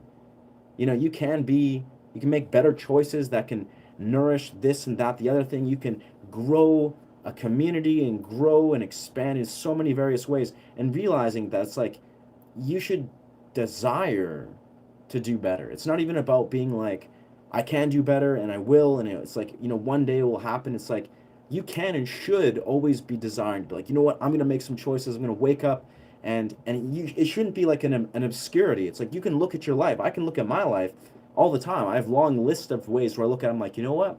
Maybe today's the day, or I'm going to go train capoeira, or today's the day where I'm going to go buy a vial of LSD, which is like in that similar realm, but it's like, maybe today's the day I'm gonna go try my busking act at this busy, center. It's like, you making choices is a thing that we have so much ability over. And maybe it's just like, you know what, I'm gonna wake up today and go for a run, or, do some meditation or something. Like, good choices. It's an endless pursuit. Our life is full of it. Our life is an endless rabbit hole of making choices.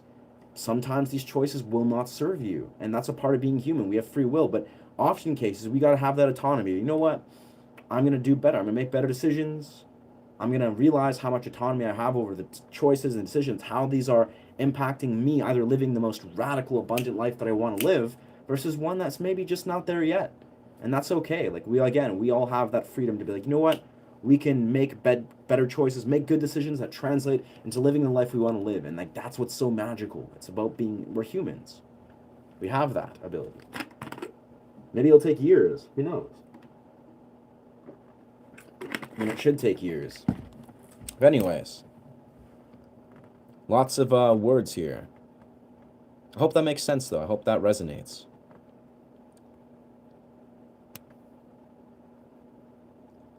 I brought tears with that. Leading, I meant no respect. Yeah, absolutely.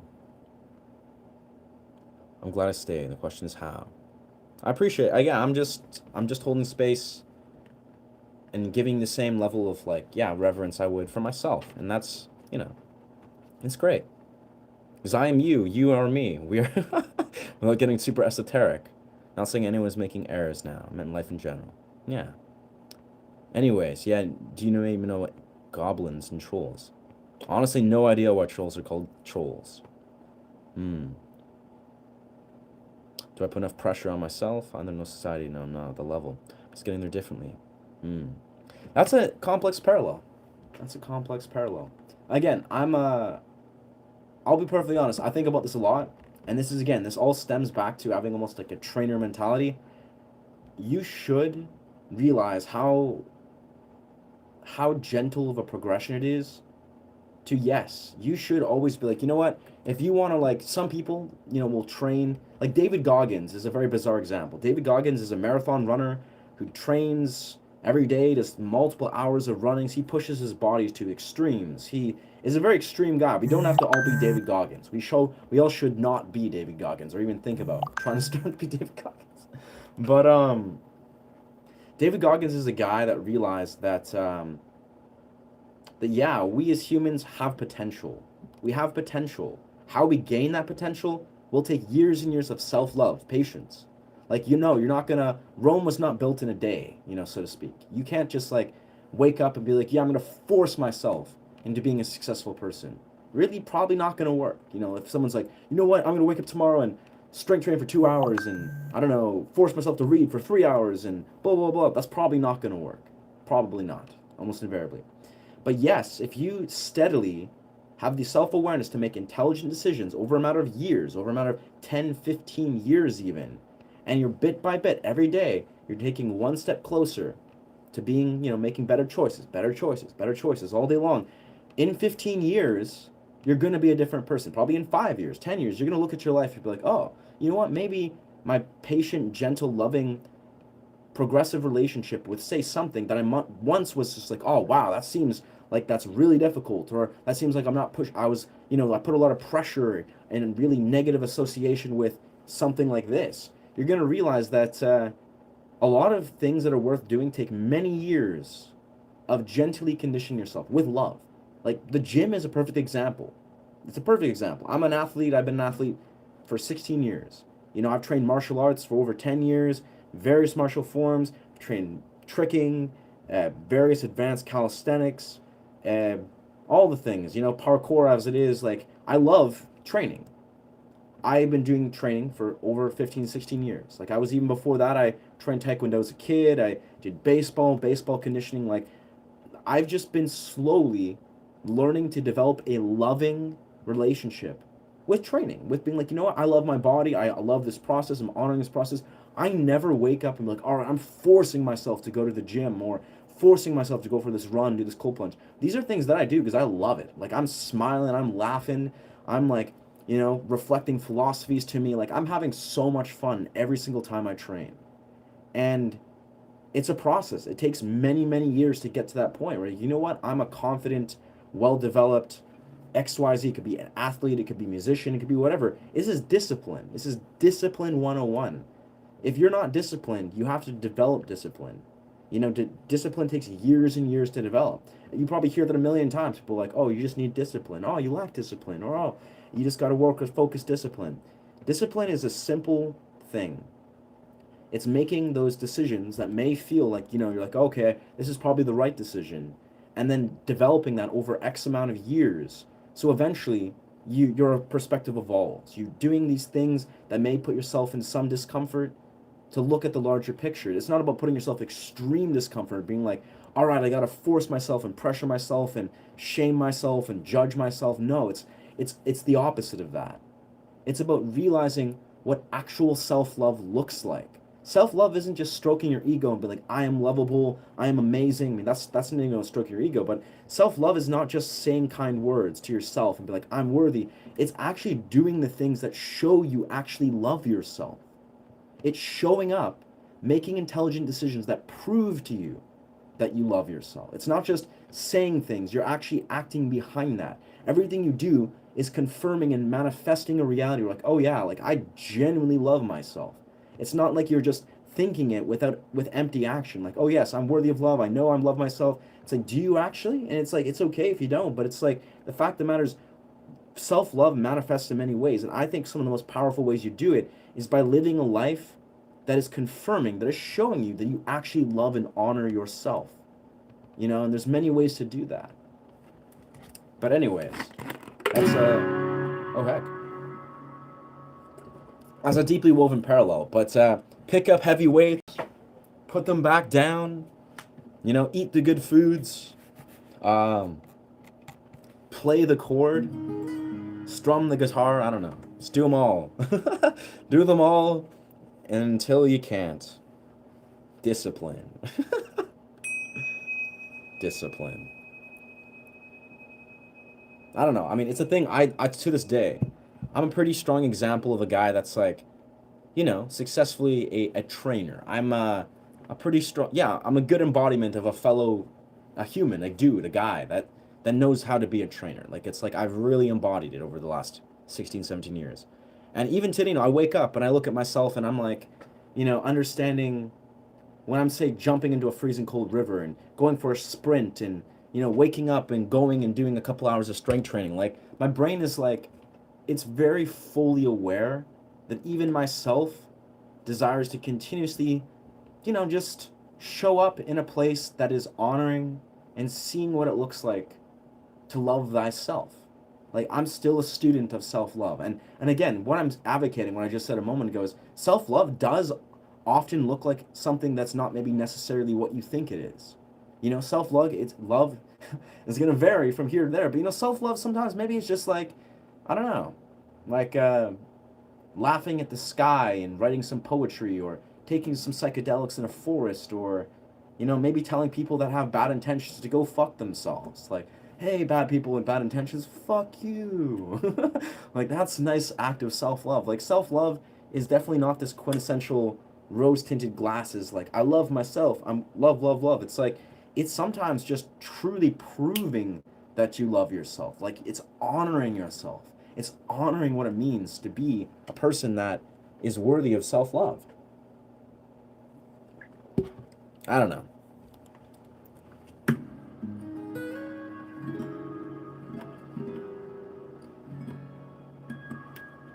I think I'm going to try to record some silky chords. I think definitely, once I exit the stream, I'm probably going to record a song or two. Yeah. You think someone's trolling me? The stream is thankful for that. You got this, mate. You got this. Nope, just a random question that popped in my head. You got a very interesting stream of thoughts. It's not saying anyone's making errors right now. It's that. Ah.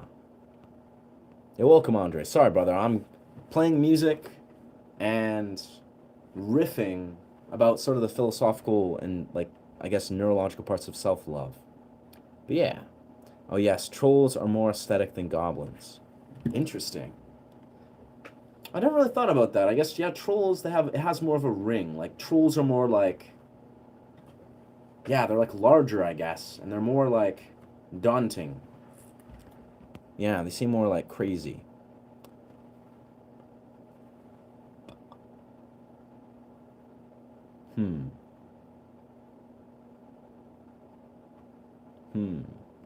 Interesting.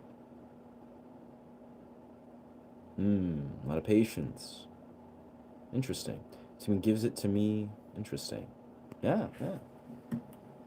You're helping us at the same time. Magic.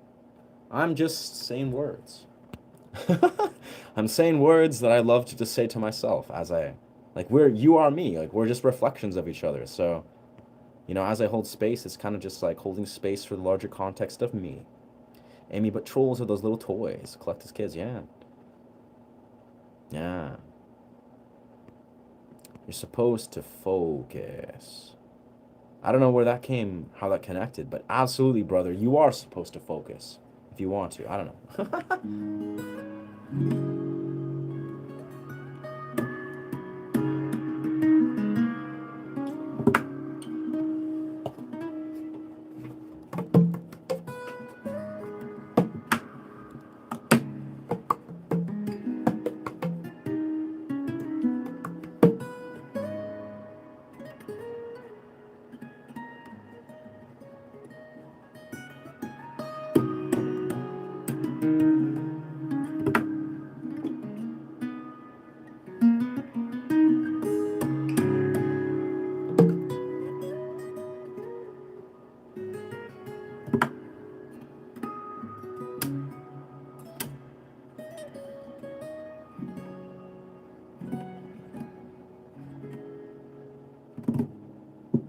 What a great transition. What a great transition.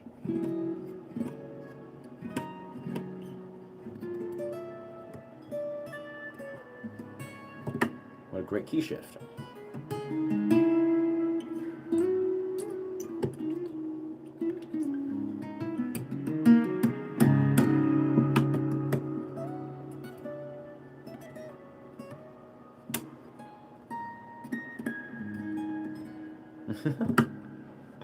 Man, I don't know why. It's like, sometimes when I play those guitar riffs, oh, that was not even connected. Nice. That's fair. But yeah, I know sometimes when I play these guitar riffs, well, and it makes sense because, my influences are like Alexander Misko and Annie McKee. I like see, and sometimes that's Tostan. I make the same faces, like not even consciously, but I just do it in a sense where I just make the same faces that Alexander Misko does, or Andy McKee. Like, they're like, really like magical, or like they're just kind of just like just in love with like kind of like they're feeling the music. I mean, it's the same face I make when I just hear a good chord. I'm just like, oh yeah, or a good riff. But that's just so beautiful. Like, I make those, like, I feel like I'm connecting to like either Andy McKee's energy or Alexander Misko's energy, or sometimes a Stas Ton's energy, when it's like really powerful. Just from, like, if you ever seen them play live, like, they make very particular faces where they're just like, I don't know how to describe it. It's just like they're just like enamored. Yeah. Interesting. Huh. Aren't trolls also tricksters? Yeah. I'd say they've mastered trickery. I would say yes, Amy, trolls are technically tricksters, but most trolls are just lazy tricksters. Like, they're just comedians. I wouldn't say all, but a lot of them, like, to troll is to be a trickster.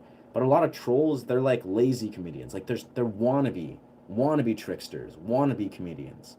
Where they're not actually, like, hitting what it means to, like, some of them, I'm sure, they're clever as fuck. Like, I'm like, oh, damn, like, you'll recognize they're a clever troll. But most of them are not. Like, they're just, like, and I like to throw that in some of these trolls' faces. Like, the odd 2% that comes in, I'm like, wow, that was, like, the laziest troll. Or, like, I get it, I like comedy, but that was not good comedy. Because I can appreciate good comedy, but some trolls, they just, maybe they're just trying to learn.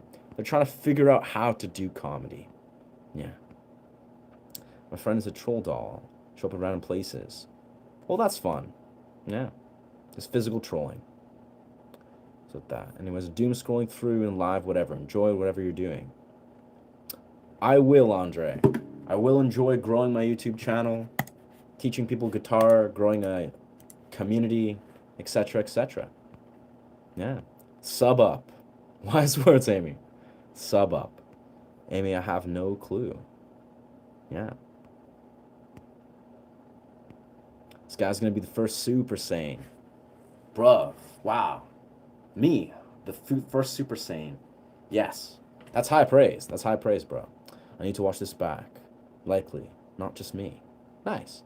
Yeah, this will be like all these live streams, I'll be honest, it kind of blows my mind. It's a mind fuck to think all these random words that I'm blabbering out, which, it's all intentional blabs. I advocate and stand behind everything I say, like, genuinely. It's interesting that, yeah, it's all for the public space. This is on YouTube now. It's the same way I went to the beach yesterday, and I'm sitting there halfway through. Oh, whoa. The ultimate state of love is freedom. Scheduled. What? Apparently I scheduled this. That's so weird. I didn't even know how I did that, but it said there's an upcoming stream that is this stream. That is weird. But yeah, no, the fact this is all public, this is in the public sphere. All the things, the conversation, the talk, the coaching, the this, that, it's like, damn, it's all, and that's part of the magic. It's part of the magic.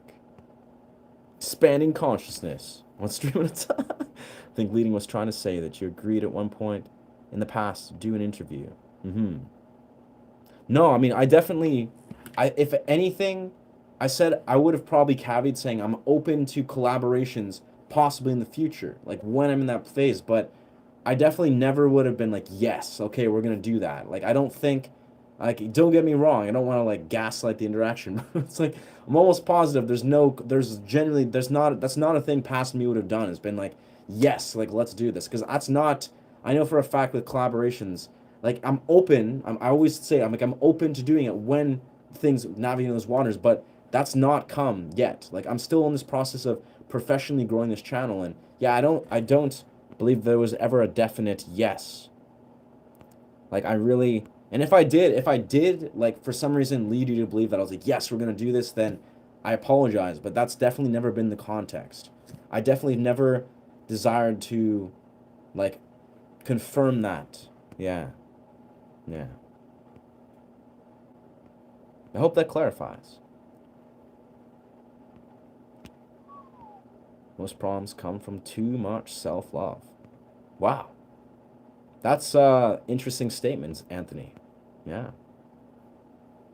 I think most problems come from too much self-love. I think you're misusing the word self-love, truthfully. I think if you're talking about most problems come from too much comfort, yes. Most problems come from so much or too much, let's say, self-delusion, or, just like, yeah, too much appeasement or desire to please others, but too much self-love, like genuine self-love. I think when you actually love yourself, you are able to see through, at least make healthy decisions that align with honoring others. Like, it's like comfort, maybe. Like, maybe you were trying to attach, and again, maybe if you believe what you're saying is like, so most problems come from self-love. I would love for you to elaborate off that, friend. But comfort, yes. Self-love, I don't think so. Cold aid recovery by inflammation soreness after intense exercise. Yeah. There's a lot of powerful research. In the real world, to friends, strangers alike, I advocate the fuck out of cold plunging. Now, no, people should not just wake up tomorrow and be like, let's do a cold plunge in a freezing cold river for X amount of time. You got to progress. This is the same core theme you might see that I've been advocating all day long, is about gentle progression. If you want to do a cold plunge, and this is a perfect encapsulation of everything I've been saying, if you want to do a cold plunge, it's going to take weeks, if not months, if not years of conditioning your nervous system, conditioning your psychological relationship with your nervous system. This is an invariable fact. I never had I'd say empowered, or even just, consistent relationship with cold exposure about 3-4 years ago. I would sometimes plunge into freezing cold water for fun, but I would never consistently cold shower, never consistently cold plunge. 3-4 years ago, just not a thing. I had zero cold tolerance, like really zero, very bad cold tolerance. Fast forward 3-4 years, I've done cold showers every single day for about 3.5, coming up 4 years. Every single day. I do hot showers to some degree, but I do cold showers every single day, every day. And as I've, shared on this channel, I've done successions of cold plunges. I do them as frequently as I can. I go to beaches, I plunge in the river, or plunge in the ocean. But I've done, after 3.5 years at least of cold showers every single day, I've now transitioned to going and running into a freezing cold river, like to a river, into a forest, and I'll do 35, 45 seconds a minute, at most, of a cold plunge. And I do this every single day and have for 40-day successions. Now I'm on day 6. I'm on day 6 of doing it now every day. And I will go probably to maybe like 90 days. I don't know. But the reality is you need to slowly and very gently, progressively build a progressive relationship with your nervous system for cold exposure. You should not desire to be like, all right, let's just pull the trigger and jump in the deep end, try to force yourself to do some multiple minute cold plunge in icy water or something. Do not do that. It's a horrible idea. You technically could, but you'll probably regress your process. And the thing is, this is the exact same thing with everything I'm talking about. If you want to develop genuine discipline, you got to build a slow building, gentle, loving, progressive relationship with what you're doing. Whether we're talking about strength training, any athletic pursuit, any disciplined pursuit requires this. So, I don't know. Most people, unfortunately, for whatever reason, they don't do that. They don't understand that. They don't understand that they either try to do, again, the first piece of it, where they're jumping the gun. They think, okay, well, this podcast or this book told me I got to change my life. So then they jump in the deep end and they create an inorganic, forced relationship with, disciplined practice. And then they end up never becoming disciplined. It should take years to discipline yourself. It should take years and years of genuine self-love and a loving, but also just like arduously aware relationship with developing a relationship with cold plunges, or developing a relationship with, I don't know, strength training or calisthenic training. Like, you got to devote yourself. You got to devote yourself for years. These are not quick fixes. They will take years to develop. But once you develop these relationships, they're life-changing, like invariably. Cold plunges, like, the research is outstanding. It's insane how much positive benefits there are. And this is some of it's placebo effect, some of it there's a little bit of a controversy, but it'll help this and that. But the actual factual results of what cold plunges do to your brain, your body, is actually insane. Like what it does for your immune system, for your dopamine, what it's doing for your inflammation, what it's doing for just so many things is just, it's honestly, people should be doing it. But I do not recommend just jumping the gun and waking up tomorrow and forcing yourself to do some insane cold plunge. You got to gently progress yourself into this. Probably starting with cold showers.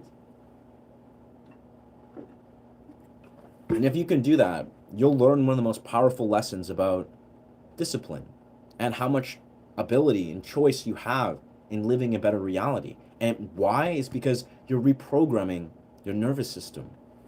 This is what a lot of my videos that I've been releasing in long format are about. It's literally just like bam, bam, bam, bam, bam, nervous system, blah, blah, blah, blah, dopamine, blah, blah, blah, delayed gratification. Like, these are not complex things. They take years to develop and understand, but if you apply these things, your life will literally change.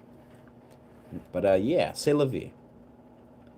It was meant to be a shade doing flips and stuff. A.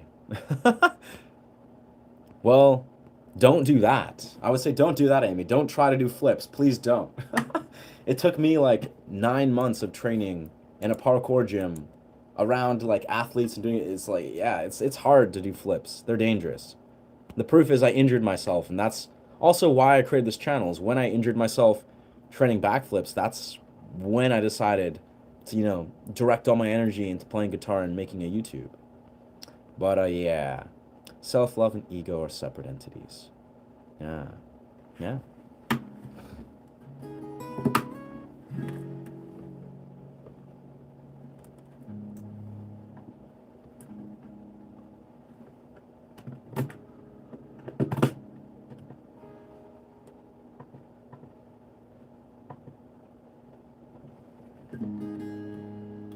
Of course, I gotta hit the on button.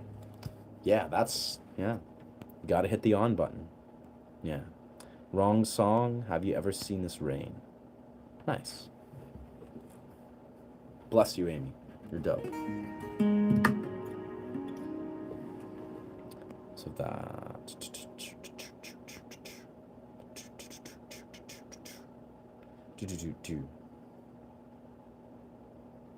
Say bad people, FY, is self-love. Semi-surprised. Not exactly sure what you're saying by that, but yes. Hey bro, what's going on, man? What's good? What's good, Tenacity? What's good, dog? We're just chilling, streaming, working on some G sharp, improv. That's beautiful. Thank you, Randall. Yeah, this music, it's very like G sharp is such a like ominous, very beautiful. Like when you key shift, suddenly you're in like an ethereal realm. But when you're in the regular key, it's very like adventurous.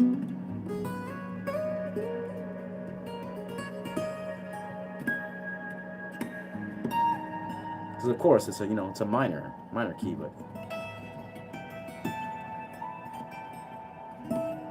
then suddenly it becomes like magical and almost romantic.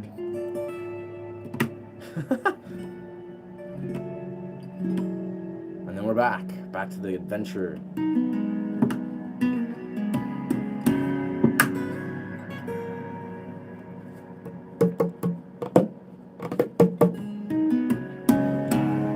I gotta say though, my favorite part about this key is definitely the way the pan flute sounds in this G sharp.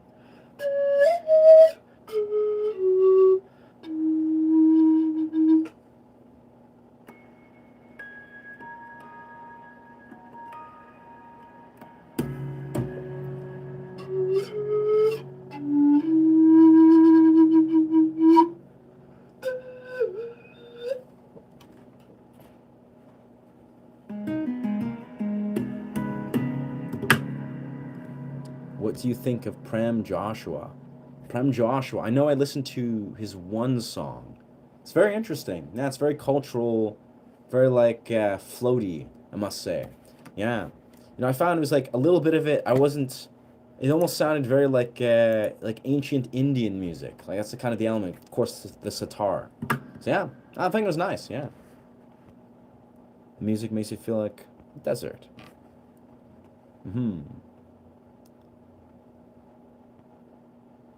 My train of thought, I don't think it's a train. My mind is more like a grinder. Whoa. Well, damn.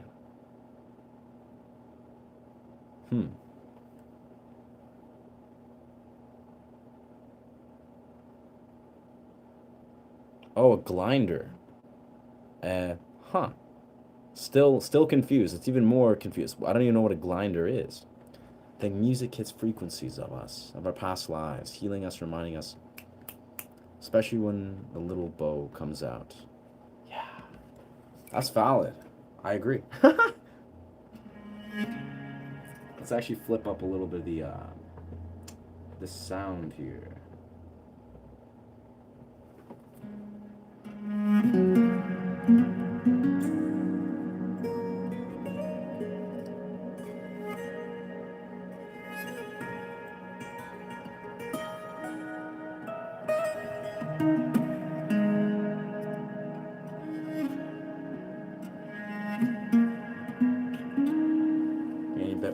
chosen for that. Yeah. There's levels, and trolls are sloppy. Trolls are sloppy. They are sometimes. They just got to get good. They just got to get funny. They got to hone their stand-up comedy act or their comedy act, whatever they're doing. That's the advice I like to give trolls sometimes. Yeah. Don't you be floppy. Sloppy trolls. Very nice choice of words. I gotta say, yeah. I fuck with that. I like that Soju won't be disappointed. Supposed to consider maybe transitioning speaking of that. Huh. Interesting. Okay. Stroppy. Floppy goblins. Stroppy. Got that. Painting a picture. Those stroppy, floppy trolls, man.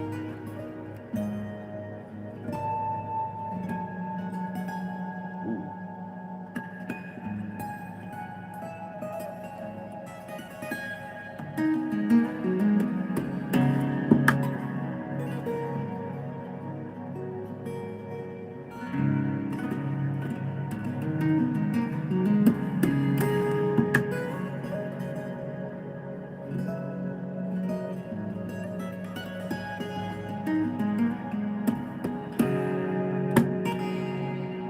Man, I wish I picked up some sweet potatoes. Yeah. Oh well, I'll always get some sweet potatoes soon. Nice. Floppy, stroppy, sloppy, stroppy. Yeah, we got. We're still, yeah, we're talking about trolls, of course. Yes, gotcha. All the stroppy, floppy, yeah, they're. You gotta, yeah. All the objectives, all the stroppy, floppy, gloppy trolls. Uh, Gallopy. the gal- I don't know. I don't know. Those might work. Yeah. How we think alike. Yeah, you guys think you're onto something. Yeah. Are not funny. They're more sad. I know, but that's why I like to swiftly deal with the trolls that clearly, their stand-up comedy career is not really going anywhere. Like if they haven't really got the message where they're just like, you know what? Comedy is about wit, and they haven't gotten that message, and they're just kind of like, you know, just dumping negativity all over the place. Those are the trolls that don't belong. Yeah. Leading trolls aren't funny, more sad. They do need love. That's magic. You're just full of love, Amy. I agree. Yeah. Huh. Nice. Amy, trolls need the love too. Yeah. That's where I like to try to hold a neutral stance for those that are trolls, those that are outliers.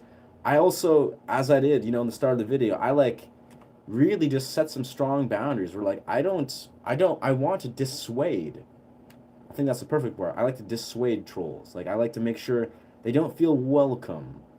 But also, not hate on them. But like, hey, you're just a human, but a human that doesn't belong in this place. Yeah.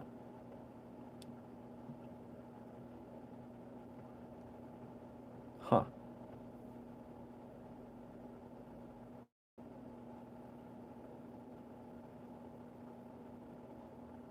Aren't trolls just bored?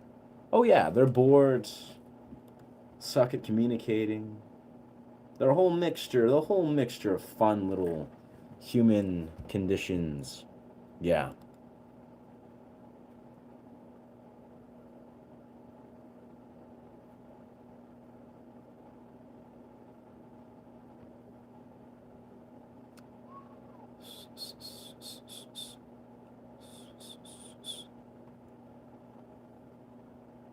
So that. Mm-hmm. No, I mean, again, I'm confused. I don't think there was any point. If you misinterpreted that, I apologize. There was no point where I openly accepted doing an interview on a semi-stranger's channel. Like I remember even when you first came to this channel like a few months ago and you were opening the idea, I was like I mean I don't do interviews like even in general. Like if I do it, it's a sacred thing. So I think there's a very low chance that I ever do that. You're maybe misremembering. I don't know, but I hope that gives clarity. Is that the answer is no. I don't desire to do any interview with someone I've never met in the real world. And that's it, brother. Yeah. I hope that makes sense. Yeah.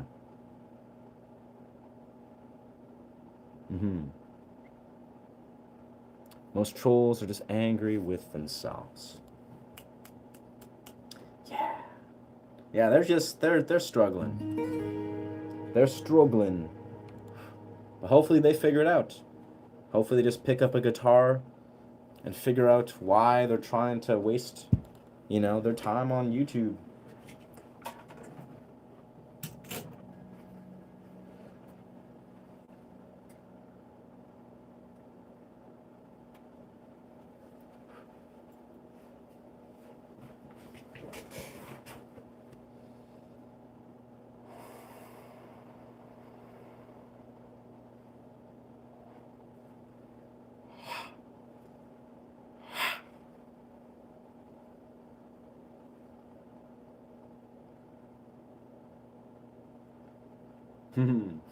These ritual incense are awesome.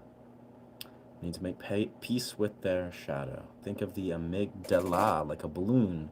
Retracts. Takes time to retract back to normal. Interesting. That is a powerful metaphor. I will think of it like that. That's not going to fit there. Make peace with their shadow. Yeah. I was talking a lot about that yesterday in response to Alastair talking about mushrooms. And yeah, shadow work's important. You don't do shadow work, you're going to be projecting your opinions on the internet, on YouTube live streams, apparently. Never really finding clarity. That sucks. We don't want this. This is why I start from hot and I'm gradually going cold. Nice. Whatever works for you, brother. I just do hot because I like the hot, and then I do cold because I like the cold. It's like you're getting a different flavor of the shower experience. I could do all cold. My nervous system's adjusted. I could do cold as long as I want. It'll still be uncomfortable. But my nervous system realizes how important they are, so it does both, always. Yeah, it takes time. It's I don't know. Cold plunges is just a metaphor. I mean, not actually, but it's a powerful example of what it looks like to actually develop a lot of very important things. And the simplest way, it's discomfort and nervous system regulation. But man, yeah. Mm-hmm. Yeah. The ice bath a week ago. I honestly believe cold plunge is not so difficult to develop as an ability. Very nice. Well, it's a stellar job. Stellar job, Robert. Yeah. Honestly, brother, to Robert, it depends on, in my experience, how much cognitive friction you have in your life. Like, I don't know how your experience is, Robert, to the larger amount, but for me, I'm a product of cognitive friction. And now that's opening a whole nother rabbit hole, but this explains a lot about life, if you understand what I'm speaking about. Cognitive friction, right? Cognitive friction. The means of having, Andrew Huberman speaks of this a lot, David Goggins speaks of this a lot, is basically having a genuine, overwhelming reason to do something, to take action. Maybe it could come from a place of like desperation. Like you're so uncomfortable, maybe you're in pain, maybe you have like actual, like genuine, overwhelming variables in your life that require nervous system regulation. But strangely enough, some of the most beautiful things come from that. Like if you're in a place of like desperation, so to speak, where you're, it's like your level of discomfort staying where you are is greater than the discomfort or the thought of discomfort of what is on the other side of change. That's where some of those beautiful things happen.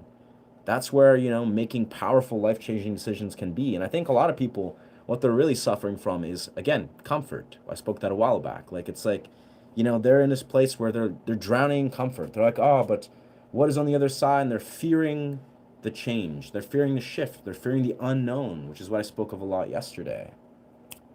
When people are fearing, they make this makeshift, illusionary perception of what fear is or what's on the other side of change.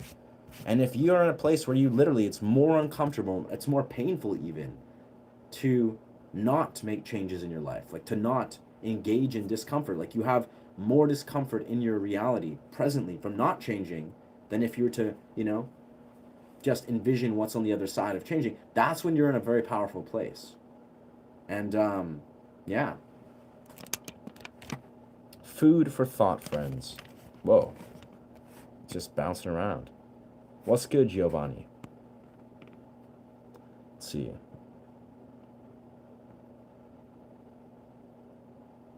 Yeah, cheers. Yeah, man. I mean, again, streams are like a living, breathing entity, but it's also important, as a facilitator, to always be setting the tone. Like it's like streams, I think, are because this is YouTube, obviously, where it's like it's a wilderness. It's a wild west wilderness, if you will, where if the person who's facilitating it, right, doesn't have a clear intention, they're not aware how to hold space, how to set healthy boundaries, etc., things can get a little chaotic. And you obviously, it can invite people to practice self-awareness and be respectful and, want to be open-minded. But again, at the end of the day, I think the way people show up majority of the time are just a reflection of the boundaries that has been set. It's a reflection of the intention that I have with this channel, right? And it's going to continue to grow in that fashion. Some people will carry on and do their journey in a different place, or they'll, leave or whatever, and some people of other realms that resonate with this intention or, really add to this channel will stay, and it's like, or will come, from wherever they come from. And it's all about the intention that's set. It's the same way in the real world. These powerful, healthy community portals are not random. It's kind of like what I was saying, in relation to intentions. And I spoke of this openly when I was doing a cold plunge. Succeeding in life is not random. Someone that becomes successful it's not random. They're the product of their choices. They're the product of intentional choices they make every single day. And again, that extends to a growing successful YouTube channel, or even just a community that is healthy, that is comprehensive, that's cohesive. It's not random. It's not just like you could roll these dice a million times and suddenly you have, a functional, healthy, self-aware community. No, it requires choices. It requires intention, self-aware choices. And if these choices are consistently engaged in, then there you are. You have something that is beautiful. So yeah, it's not random. This community is it's very intentionally woven, and I desire to keep it this way. I see the word leading, and also pragmatic, measures in question. Okay. Fair enough. I think, we're at 333. Damn, I almost low-key wish I ended the stream like 20 seconds ago, so we could have hit 333.33. Like, that would be legendary, but I don't know. I think what we're going to do is, I like this number here. Oh, I kind of want to end it now, but I don't give a shit. No, we're going to do this organically, but we're at 333. Yeah, 334. That's wild. I don't know. I like those sacred numbers. But it is what it is. We saw the 333, when it was significant. That was the universal alignment. That's fair enough, Moon, though. Hope you have a restful rest. The video of Astas Tan and Ashram, the musicians and hippies, they made a song called Butterfly Song. I think I did see that, actually. Gobble this mentioned Silky Astas earlier. Interesting. Okay. Astas Tan he's a phenomenal musician, friends. I like your ambition, Amy. Your ambition is always beautiful and welcome. But I think we're probably going to put it close to the stream right quick. We're probably not going to hit 100 likes.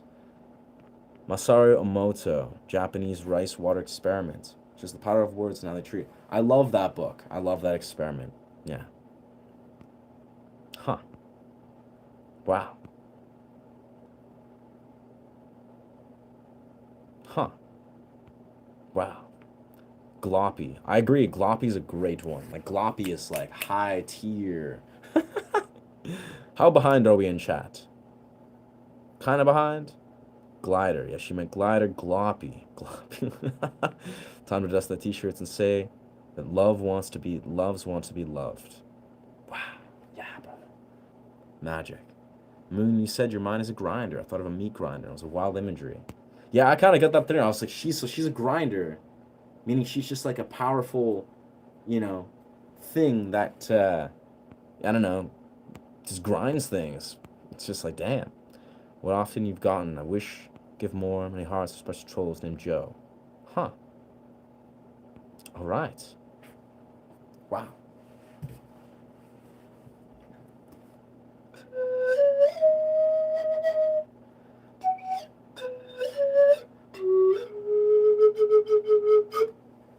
Very nice. Yeah. We'll get there. We'll get there. Honestly, yeah, it's. Yeah. You the song from the cartoon Arthur. Can you make the same song but for trolls? Whoa. I don't know what to say about that. I think I know what you mean, but man, I have no idea how that song goes. It's been so long. Right. Hmm. All right.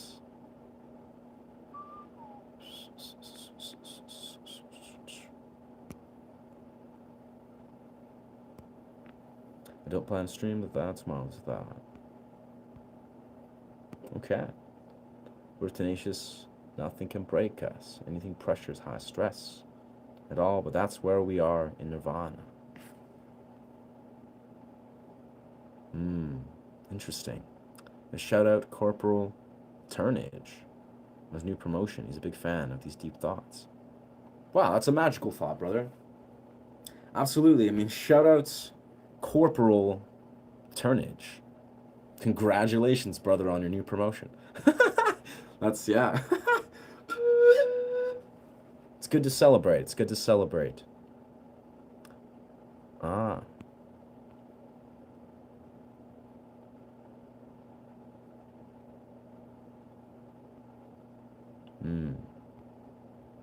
This world is not real. Wow. Some deep thoughts. There's no space, only opportunity. Absolutely, Michael. I like where your mind's at, dog. Ashe, NASA launches to the moon in 10 minutes. Damn. Wait, what? What are you talking about? I don't watch TV. I don't have a TV, but maybe we can find this somewhere on YouTube. Oi, thank you, Billy.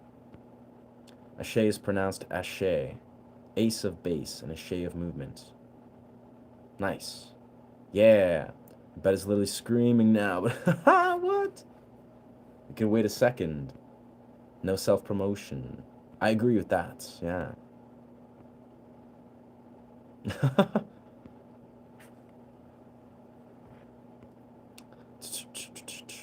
All want to be in comfort. I see.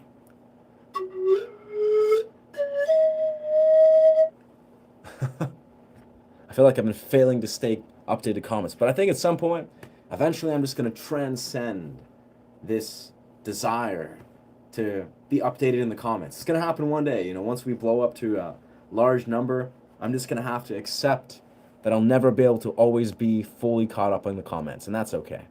But thank you, brother. This is a fine piece of headwear, I agree. I think he just wants to play the instruments. Maybe quicker to ask why he doesn't play. Unlimited inventory. Yeah, yeah. I would love to play all the instruments. Deadass, like, I would be so happy. I've actually had visions where, what was the vision? It was basically me, yeah, what was the vision? I can't remember exactly, but I had a lot of different sound instruments, different interesting whistles. Oh yes, it was like the idea of playing a live performance for a conscious festival and doing like this elaborate, really beautiful sound journey, very similar to East Forest, what East Forest does. Yeah. It's Ashe, Ashe, Ase.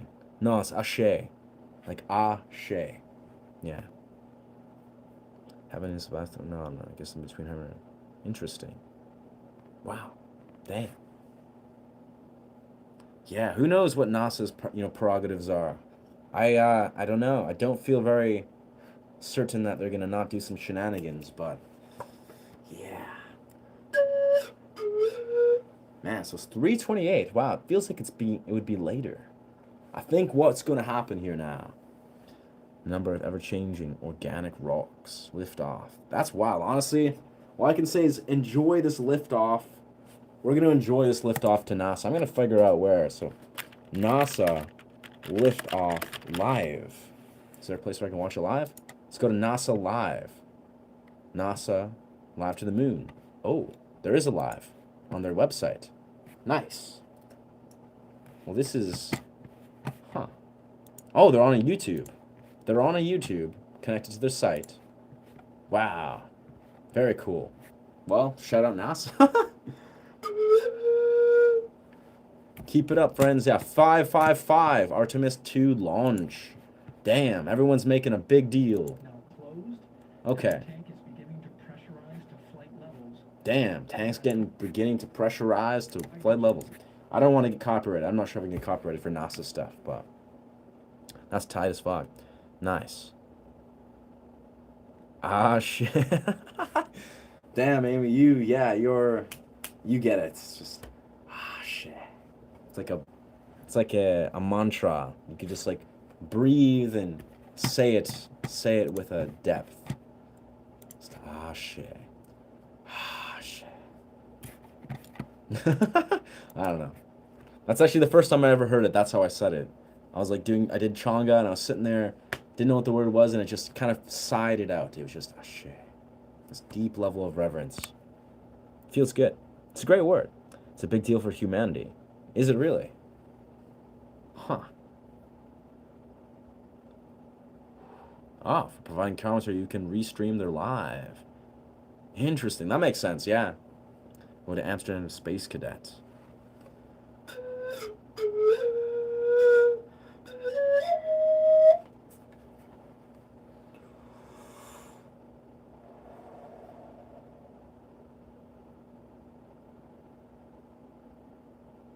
I need to do more reality checks. This is facts. I need to do some more lucid dream reality checks. All right, I think we are hitting this 3:45 mark. I feel good about this, though. The stream has been excellent as far as engagement and stuff goes. We're getting those watchers. We're very close, friends. We're so close.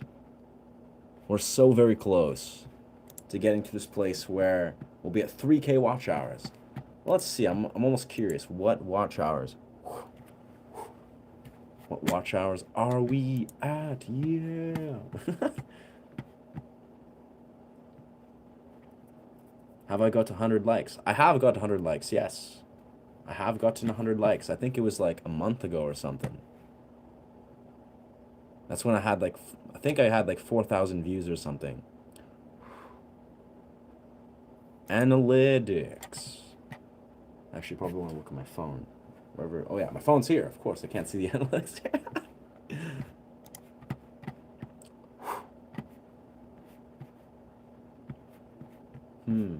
I'll have to check my analytics after. I think we're very close, though. All I can say is we're very close to 3,000 watch hours.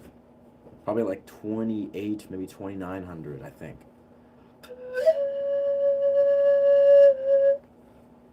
Yeah? Positive thoughts to the astronauts. So you've gotten that. See you at 9. It'll be a fine time. Okay. Alright, so it looks like... Damn. They're launching in 5 minutes. Very nice.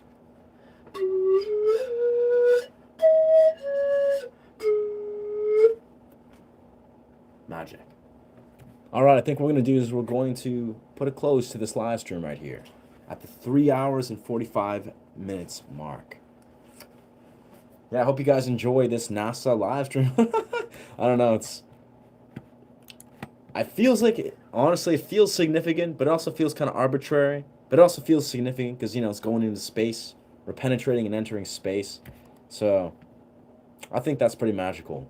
But I'm looking forward to eating some pasta and doing myself my daily cold plunge. We'll see how that goes. Gonna sprint into the rain and do a cold plunge. Get rooted in that somatic body, baby. Magic. Thank you. Appreciate you guys doing hand symbols, hand signs. But thank you so much for the support. Thank you so much for chiming in. And yeah, remember to honor yourself and honor each other. Much love. Peace, Genius. Peace, Moonstars. Peace, Amy. Appreciate you guys. Outro. Yes. Welcome to this YouTube channel. Remember to Subscribe if this channel resonates with you. I teach guitar, I do meditative sound journeys, among various types of things. And yeah, on this road to 4K watch hours and 10,000 subscribers whenever that happens. But yeah. I'm tripping on words. Mad love, much love. I don't know. That's what I was trying to say. Peace out. Be well. Peace and love. Peace tenacity. Peace OPT. Appreciate you, brother. Visions. Good words.